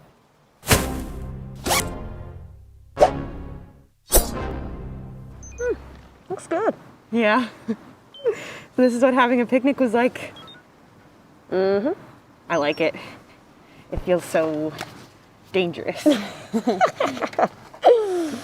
What? Nothing. Whoa, whoa, whoa! Easy, Tiger. We're wearing gloves. What are you doing? The sanitizer shuffle. The what?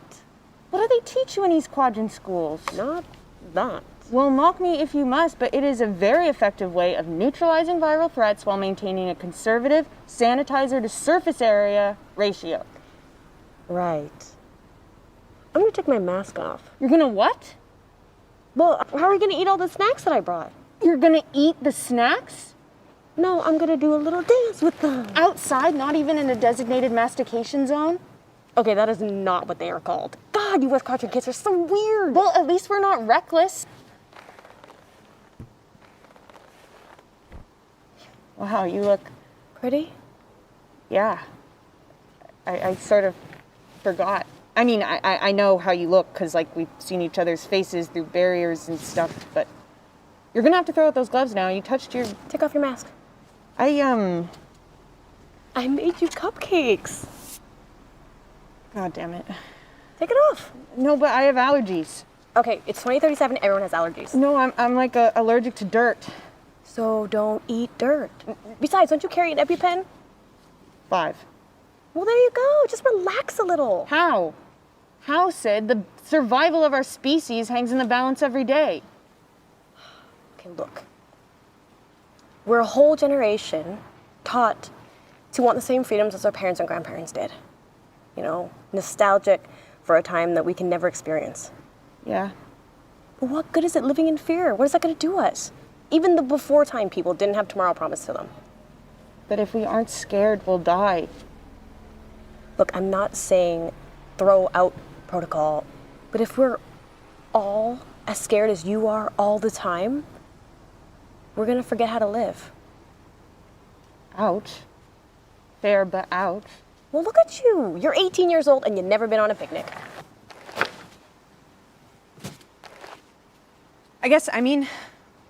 I know I'm a scaredy cat and I feel too much. And I feel like every day I'm just waiting for the world to end. Yeah. But if it does, I want to be with you. Oh.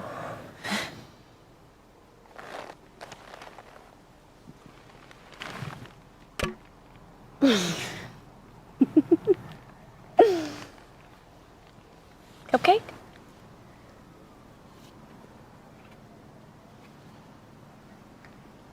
There's so much stuff I want to do with you. Like, old-timey stuff? Yeah. Oh. No! I can't see.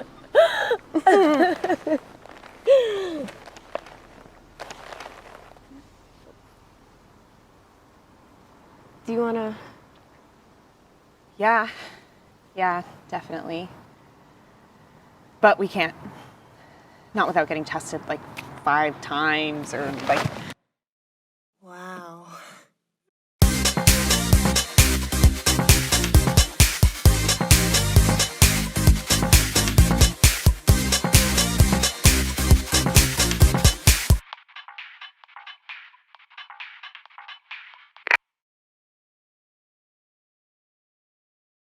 But it's practically non-stop. Yeah, I've noticed that the hydro bill is higher every month.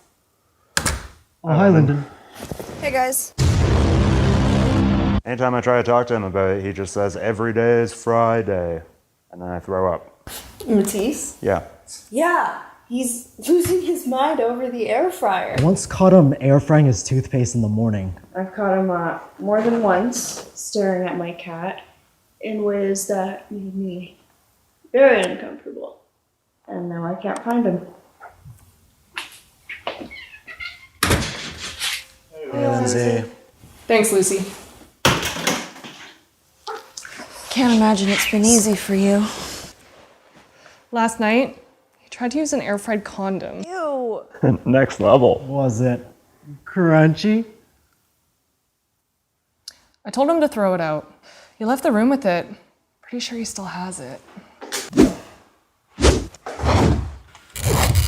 Matisse! Look, that is a gross misrepresentation of the facts. I was just trying to get that mint lube bullshit off of the condom, okay? You know I don't like that fresh feeling stuff.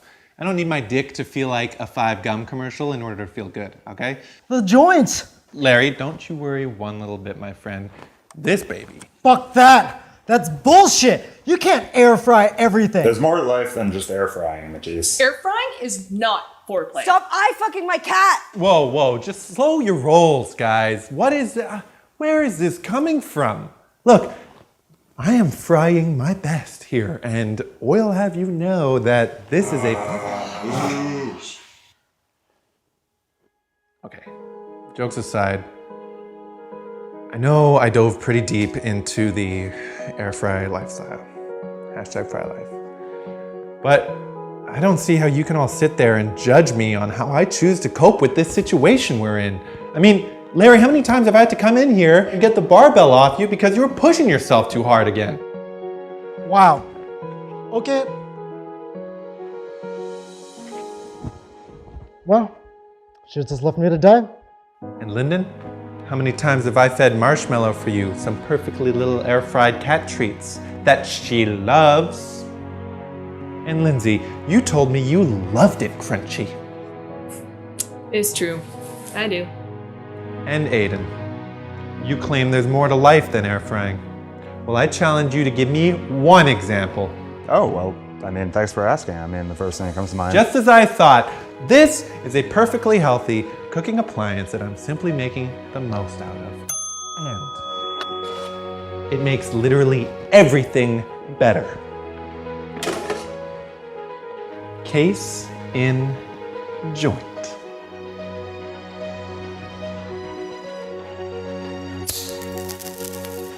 Oh shit, dude. I'll admit when I'm wrong. The fuck? No way. I can't believe this shit's legal. That looks awesome. Pass it. Why the fuck have you been hogging it this long? Give me that fucking air fried joint!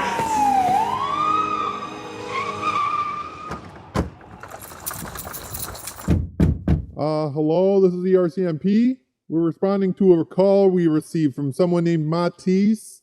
Yeah, he said, I will murder and air fry anybody who questions my air frying authority, and if I feel threatened, I will lull them into a false sense of security before I kill them in their sleep and cut them up to air fry them into little crunchy bits of people.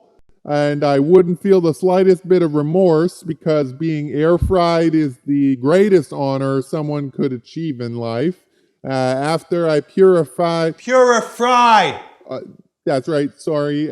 Purified the house of air fryer heathens, I will begin my noble work of air frying myself, piece by piece, until I too can feel the purifying completion of becoming one with the air fryer.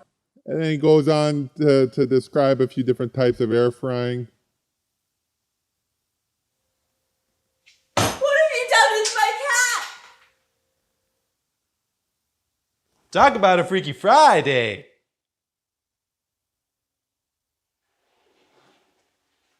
Is this the right house?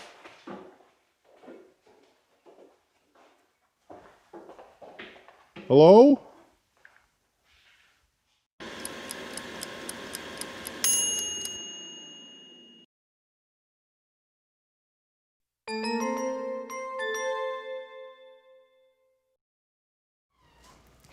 Welcome back! Oh boy, that was certainly a show, wasn't it? We've laughed, we've cried, we've suddenly stopped in horror as we realized exactly what was happening in that one video. Anyways, Audience Choice Award. As soon as I'm off the screen, it opens for voting, so please vote, and then we're going straight to our award show. Make sure you click the link, vote for your favorite one. Now, let's start the award show. Oh, also, can you tell the people who have films in this to go on their Zoom call? Oh yeah, also the people who have films in this, you have to go on a Zoom call right now. I definitely know how that works. Where's my voting? Is that there?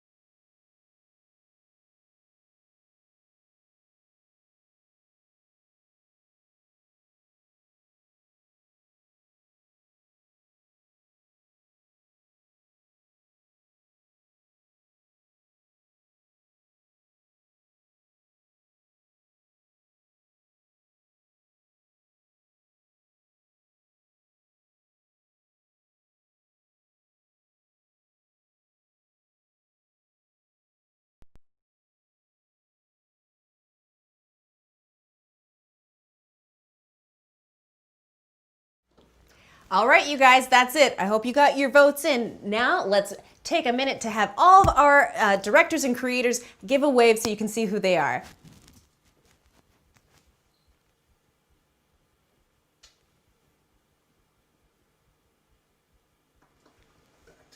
All right, now it's time to start the awards show. Let's get to it.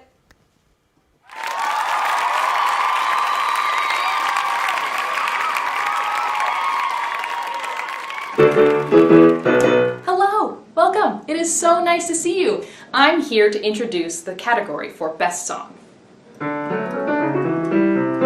That's Tchaikovsky. We're not talking about Tchaikovsky, though I love me some Tchaikovsky. What we are talking about here, though, is a selection of original songs written by artists during this quarantine time. So, the winner of this category will be the recipient of a $100 cash prize. Sounds pretty awesome to me. So, without further ado, the nominees for Best Original Song are In My Apartment, written and performed by Leah Beaudry. I don't even have a clock. Similar Corners, written and performed by Heather Perluzzo. I Got You, written and performed by Ben Elliott. Video directed by Graham Tingle. I got you. All I Need, written and performed by Alexina Davis. You're all that I need. Ex Nihilo, written and performed by 246.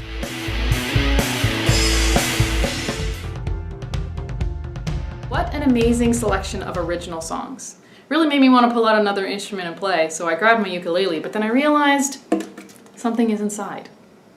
I think we should find out what it is. I mean, if I could get it out. Oh, the anticipation! There we go. Okay. And the winner for Best Song is I Got You by Ben Elliott, with the video directed by Graham Tingle. Congratulations.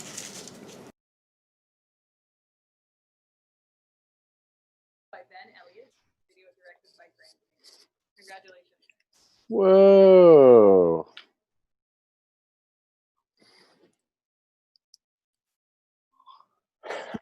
I'm live? What am I? Oh man, and I can hear myself, and so I gotta mute myself on the. Oh man, I don't know what to say. I can hear myself, and I'm freaking out. This is going really well, right?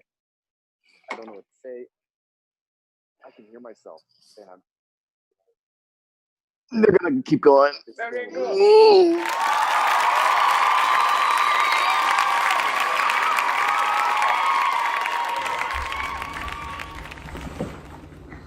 Should we turn in? Yep. Oh, hello. I'm Emily. I'm Sandeep. You may be wondering what all of this is about. Well, Dr. Bonnie Henry has been telling us to get more into our hobbies now that we're in quarantine. So, we've decided to pursue the dark arts. A little black magic, you know? But, enough about us. We are here to announce the very special category of Best Performance. You will win a cash prize and a gift card to Do Choi. Yummy. Yum. Well, here are the nominees. The nominees for Best Performer in a Short Film are Camille Legg, Operation Gingham. Mastication zone? Okay, that is not what they are called. God, you West Carter kids are so weird. Caroline Concoria, DAYZE. Under the Emergency Act, the government has demanded for a complete lockdown procedure starting to... Maitreya Scarwiner, Daddy. I could go away. I could move to Switzerland. Nee Do, Operation Gingham. Allergic to dirt, so don't eat dirt. Besides, don't you carry an EpiPen? Matt Montgomery, ISOLUTION. Everyone's fighting over everything. It's crazy. Even flour. Della Haddock, Time Influence. I can do.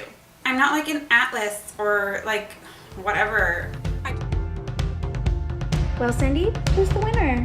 Why don't we ask the spirit realm? Yes. Okay. Is that a L? Oh, no, the circle's like around the X, kind of. Okay. Oh, it's still moving, actually, kind of. LM. Oh, screw it.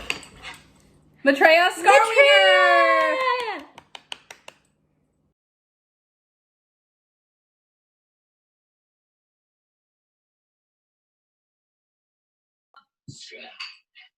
Maitreya.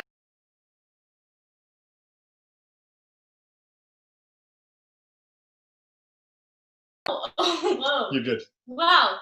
Cool. Thanks. That's great. Thanks. Yeah. Thank you. This went worse than I thought it was going to, but goodbye. I'm done. Help. Oh, God. Cool. Thanks. That's great.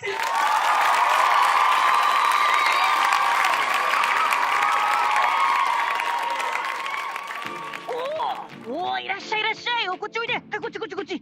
早く早く。おお。まあそこ座れ。そこ座れ。まあ落ち着いて。一人で寂しかったんだからさ。このカテゴリーはグレイテストタレント。あれ。グレイテストタレント。すごいだろ。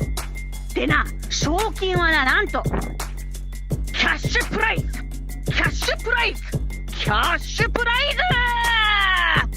しかも誰から来るってダウンタウンバンクーバービジネスインプルーブメントアソシエーションだ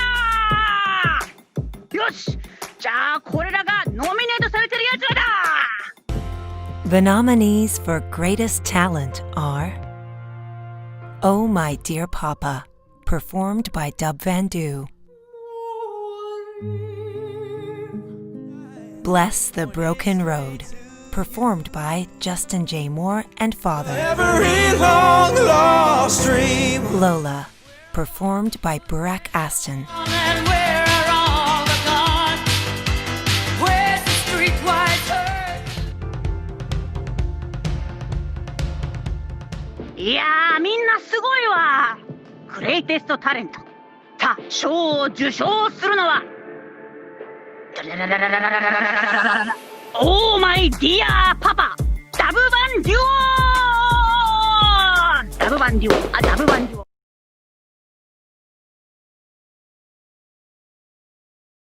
Wrong one. Oh, thank you. Thank you so much. Thank you, It's Dub Van Duo too on YouTube. It's Dub Van Duo on YouTube channel. Also, we have Instagram and Facebook. So we thank you, everyone in Canada and Thank you. also in Ireland as well, because I'm from Ireland and Canada are represented. So thank you and well done to all the other talent as well tonight. Thank you for Bye, putting this guys. on. Yeah, Thank all you the best. so Bye. much.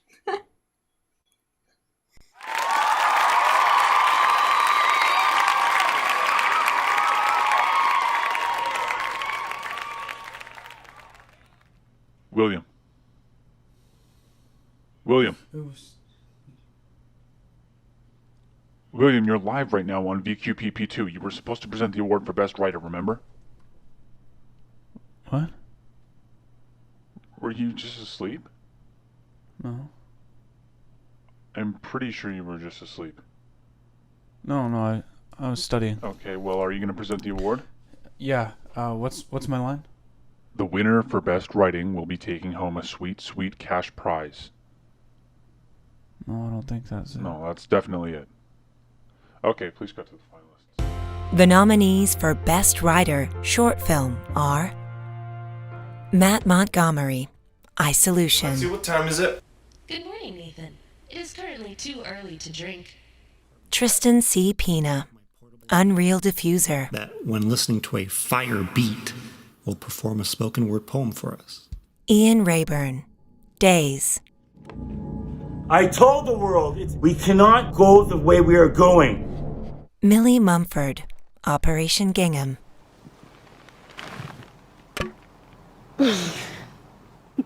Mike Doga, Daddy. I only do it at parties. No, it's not about the cocaine. We all do cocaine. Cocaine is fucking lit. The winner for Best Writing at this year's Vancouver International Film Festival. Okay, so again, this is VQPP, right? You just said the wrong festival name. No, this is for the short film. What? Okay, if you keep bullying me, I'm just going to leak the winner's name live on your show right now. Yeah, well, it's not supposed to be a secret anymore. You're actually supposed to say the name.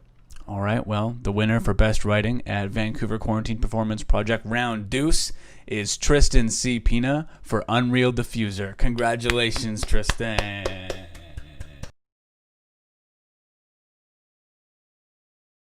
Quarantine Performance Project Round Deuce is Tristan C. Pina for Unreal Diffuser. Congratulations. What the fuck? Okay. Performance Project Round Deuce. Shit. Oh my god. Okay. Well, that was very unexpected. Thank you very much for liking it. I would like to thank my sister who made the music. It was fantastic, but also for all of you and Joel for putting this together. Thank you. Yeah.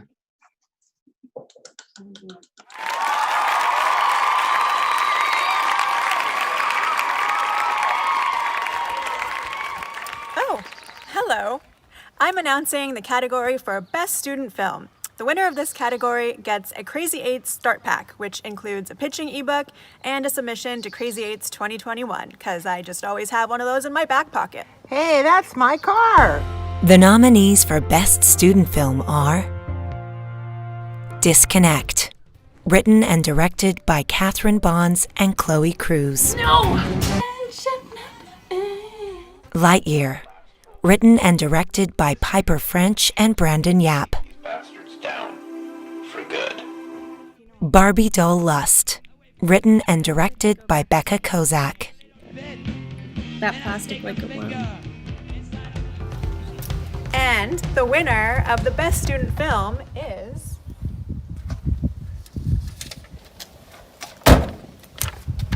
Lightyear by Piper French and Brandon Yap. Congratulations. What, I just wanted to borrow it for a shoot. Hey, thanks. Thanks for running this thing again, Joel, and thanks for the judges for liking it. That's all I got to say.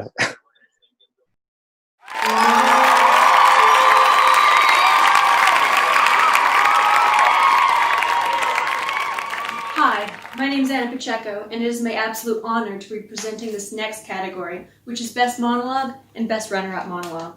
Now, the prizes for this category are absolutely outstanding, and they were donated by some very generous people. I know who they were, it wasn't me. Now, the winner will receive not only cash, hopefully more than the $15 I'm holding right now, they will also receive a headshot session from Corey Malone Creative, so get your face ready. Now, the runner-up, they'll receive cash as well, but they will also receive my absolute favorite thing in the world, a bottle of wine. Glug, glug, glug, I love drinking. The nominees for Best Monologue are I Am Canadian, COVID Edition, written by Jess Serwilo, performed by Melody Shaw, directed by Brooke Wedlock Shaw. Light smile every time. All My Firsts, written by Maddie Shisco and Kennedy Sloan, performed by Kennedy Sloan. I learned to love my body through him. Spaghetti, written and performed by Stacey Albrecht. Maybe spaghetti isn't what I really wanted. To call or to text, that is the question. Written and performed by Tracy Varju. 30 years old. I can call someone.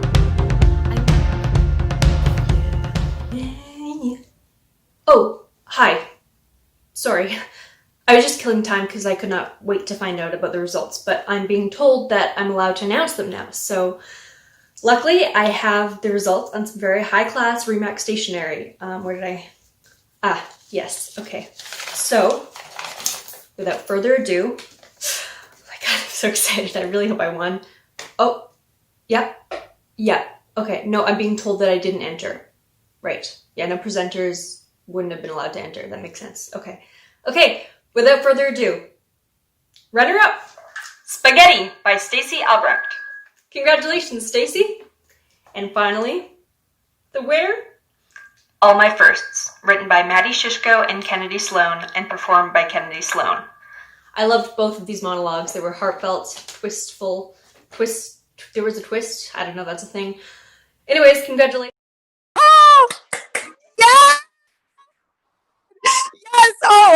I would love to thank Melissa Gresshoff and Melody Powers and Maddie Shisco and Annie Jazz and Jocelyn Tam. You all played a huge part in getting this off the page and in front of the camera. Like, I cannot thank you more from the, oh my God, I'm on the TV. Okay, thank you. This is so weird.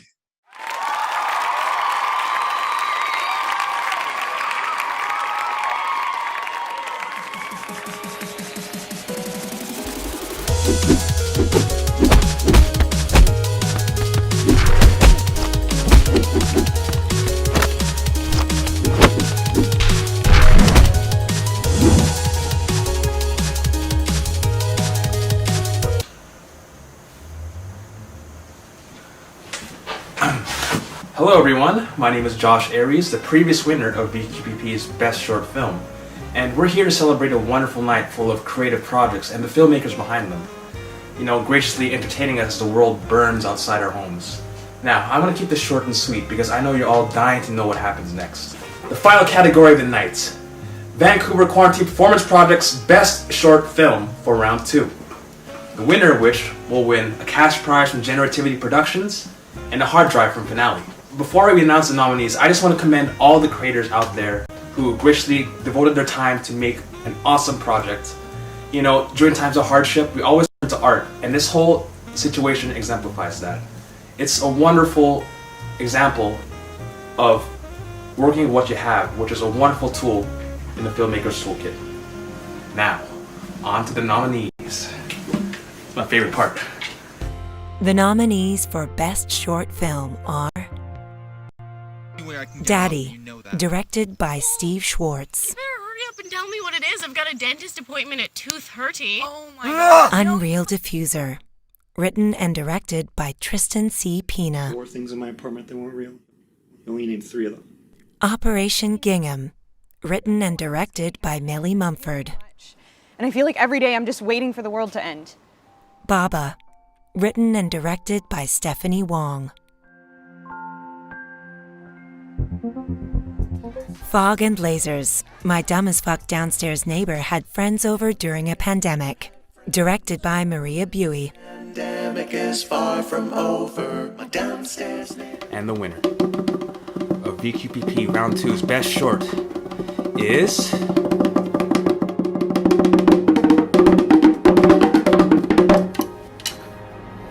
Operation Gingham by Millie Mumford. Congratulations. I'm looking forward to a reaction. It's a fun time. Millie Mumford. Holy shit. Congratulations. I'm looking forward to a reaction. It's a fun time. Hello. Holy shit. Sorry, there's a delay. Thank you so much, everyone. I'm very, very thrilled. This is amazing. Sorry with the time delay. Sorry, there's a delay. Thank you so much, everyone. Yeah, I have nothing more to say. Thank you so much. Thank you to all the other amazing filmmakers sharing your work in these intense and important times. And I love you all. Thank you so much. All right, everybody, and now it's time for audience choice. In third place, it goes to ISOLUTION. In second place, Channel 69. Stall, please.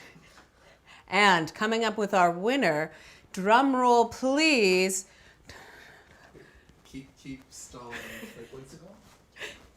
There, it's a coming. We're gonna. Oh, it's behind me. Oh no, it's over there. Wait, what? Oh, the anticipation. Oh, I can't.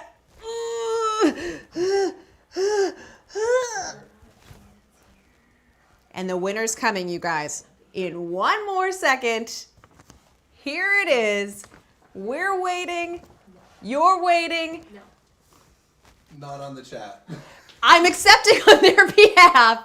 The winner of the Audience Choice Award is Detour. Yay! I got applause here. Oh, Thank you, thank you, thank you.